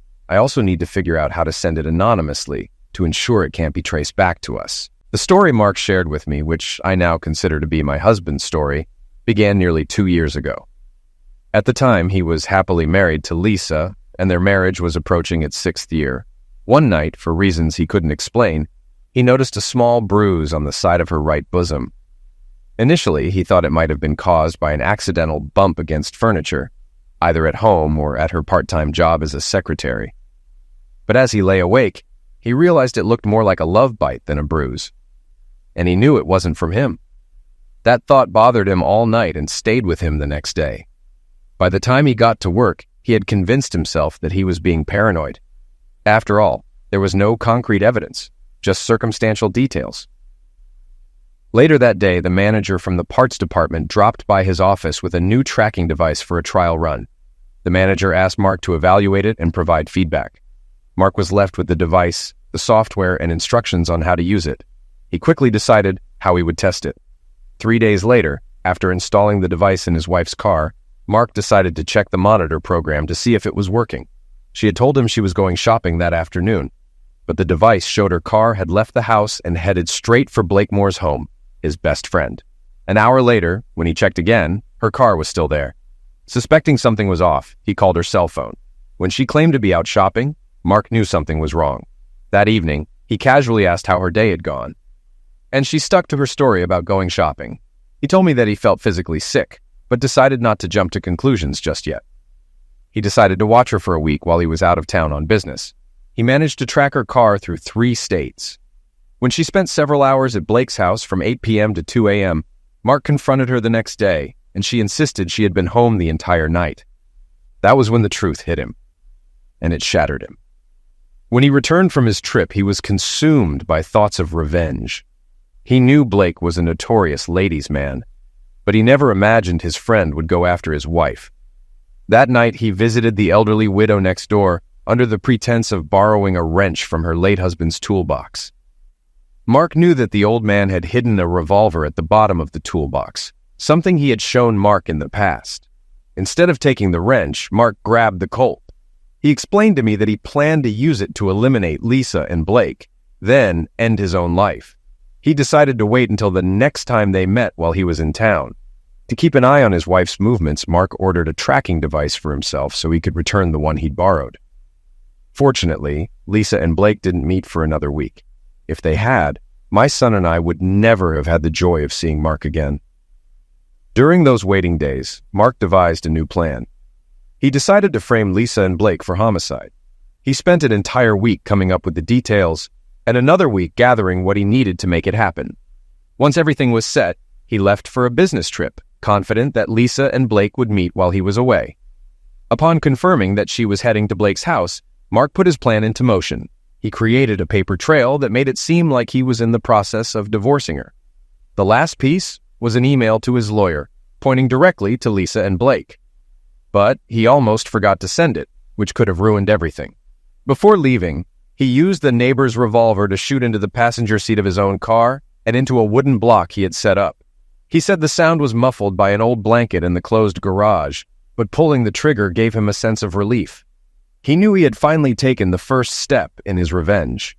He advised her to search for archived newspaper articles, which are available online, and to pick up a copy of the court transcripts. Mark followed the trial every day online, he added. According to him, the court reporters had documented the entire ordeal. As Mark began recounting his actions, the sequence of events seemed like one continuous story. He didn't want to interrupt, so some details might slip through the cracks in his retelling. Also, you should gather all the documents together, he recommended. That should help clarify things. Mark had parked his car in a quiet corner of a park near Blake's house, intending to prepare for the next phase of his plan. He unpacked a large gym bag, filled with the items he'd gathered, spreading them out on a picnic table, covering everything with an old blanket. First, he set up firewood, plastic sheeting, and a spare tire, arranging them on the plastic to create a clear drag trail leading out to the paved road. After stashing the tire back in the trunk, he scattered the firewood around the picnic area and removed the plastic.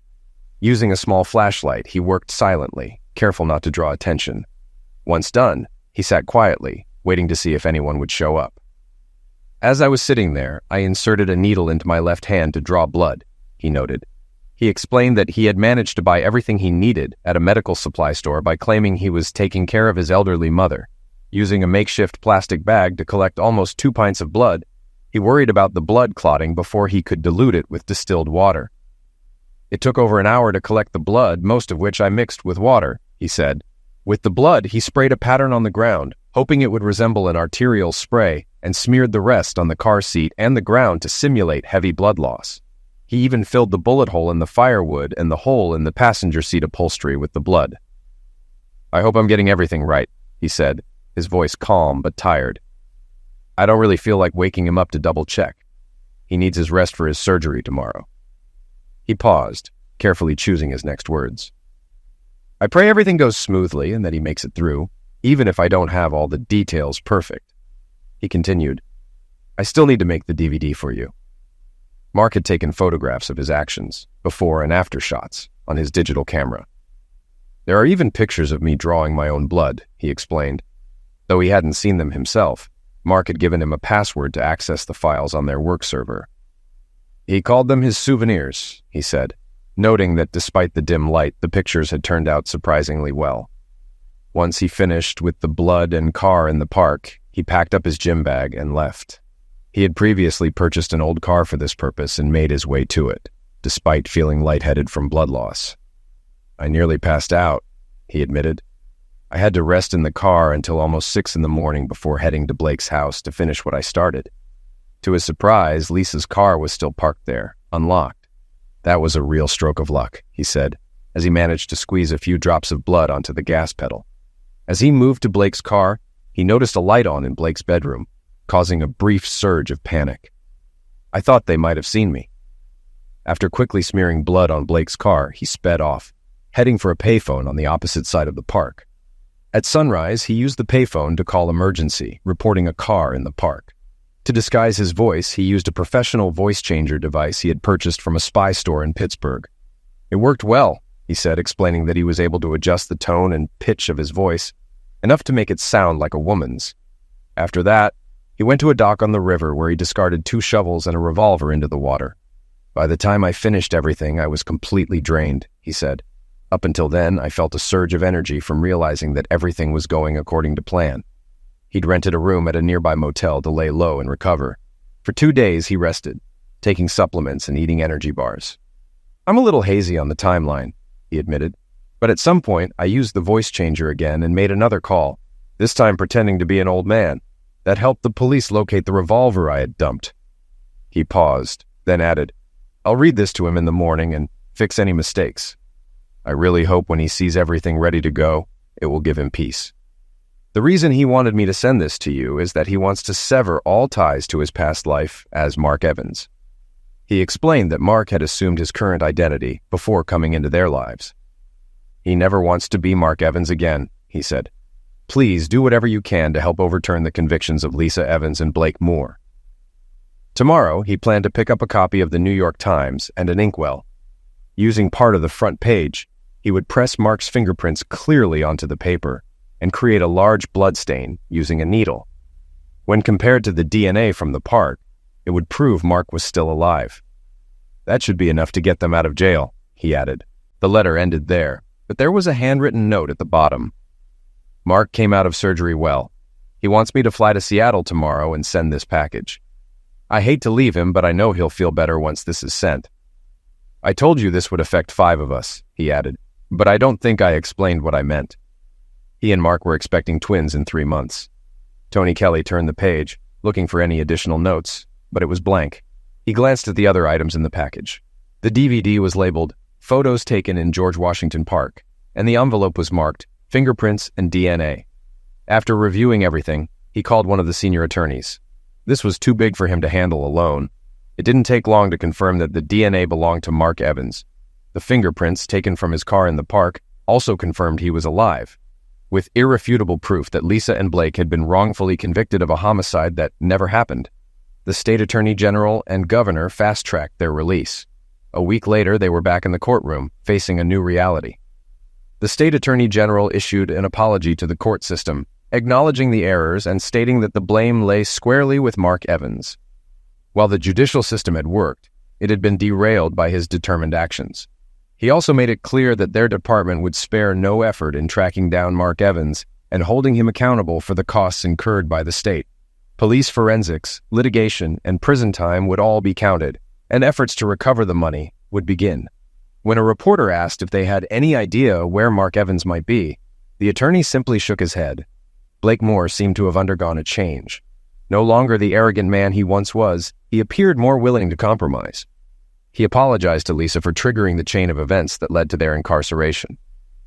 Lisa, however, seemed indifferent, accepting the check as if it were a trivial matter. "I think we deserve this," she said, slipping the check into her purse. "But I lost Mark forever." 2 weeks after a cable news segment on Lisa and Blake's release, a large envelope arrived at Attorney Basil Smith's office. Inside was a short note and a sealed letter addressed to Lisa Evans. Smith made an appointment to deliver it to her. At exactly 5 p.m., he arrived at Lisa's apartment. After a brief conversation, he left her standing at the door, holding the envelope. With hesitation, she took it to the kitchen and opened it. The familiar handwriting inside revealed a letter from Mark, and she couldn't resist reading it. "Lisa, I want to apologize for the time you spent in jail. I've never been vengeful, but your betrayal, along with Blake's, nearly broke me. My new life has shown me that I had to free you both to move on. I know the authorities will be looking for me, but I'm confident in my new life with my new family. Goodbye and good luck. M."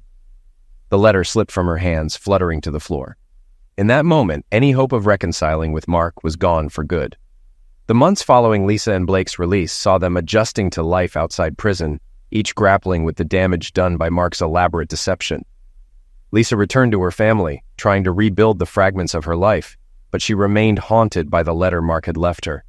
His new life, untouched by the chaos he had orchestrated, seemed like a cruel mockery of her suffering. Blake, on the other hand, disappeared from public view. Rumors circulated that he had moved out of state, distancing himself from the community that had once labeled him a butcher. Some speculated that he sought redemption. Others believed he simply wanted to escape the shadow of Mark Evans. Meanwhile, Mark, or the man he had become, lived quietly with his new family, cherishing the life he had rebuilt from the ashes of his past.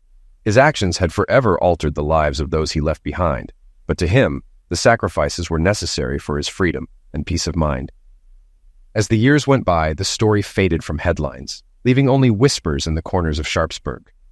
For Lisa, Blake, and Mark, the scars remained, a silent reminder of how love, betrayal, and revenge can intertwine to create a storm that changes lives forever.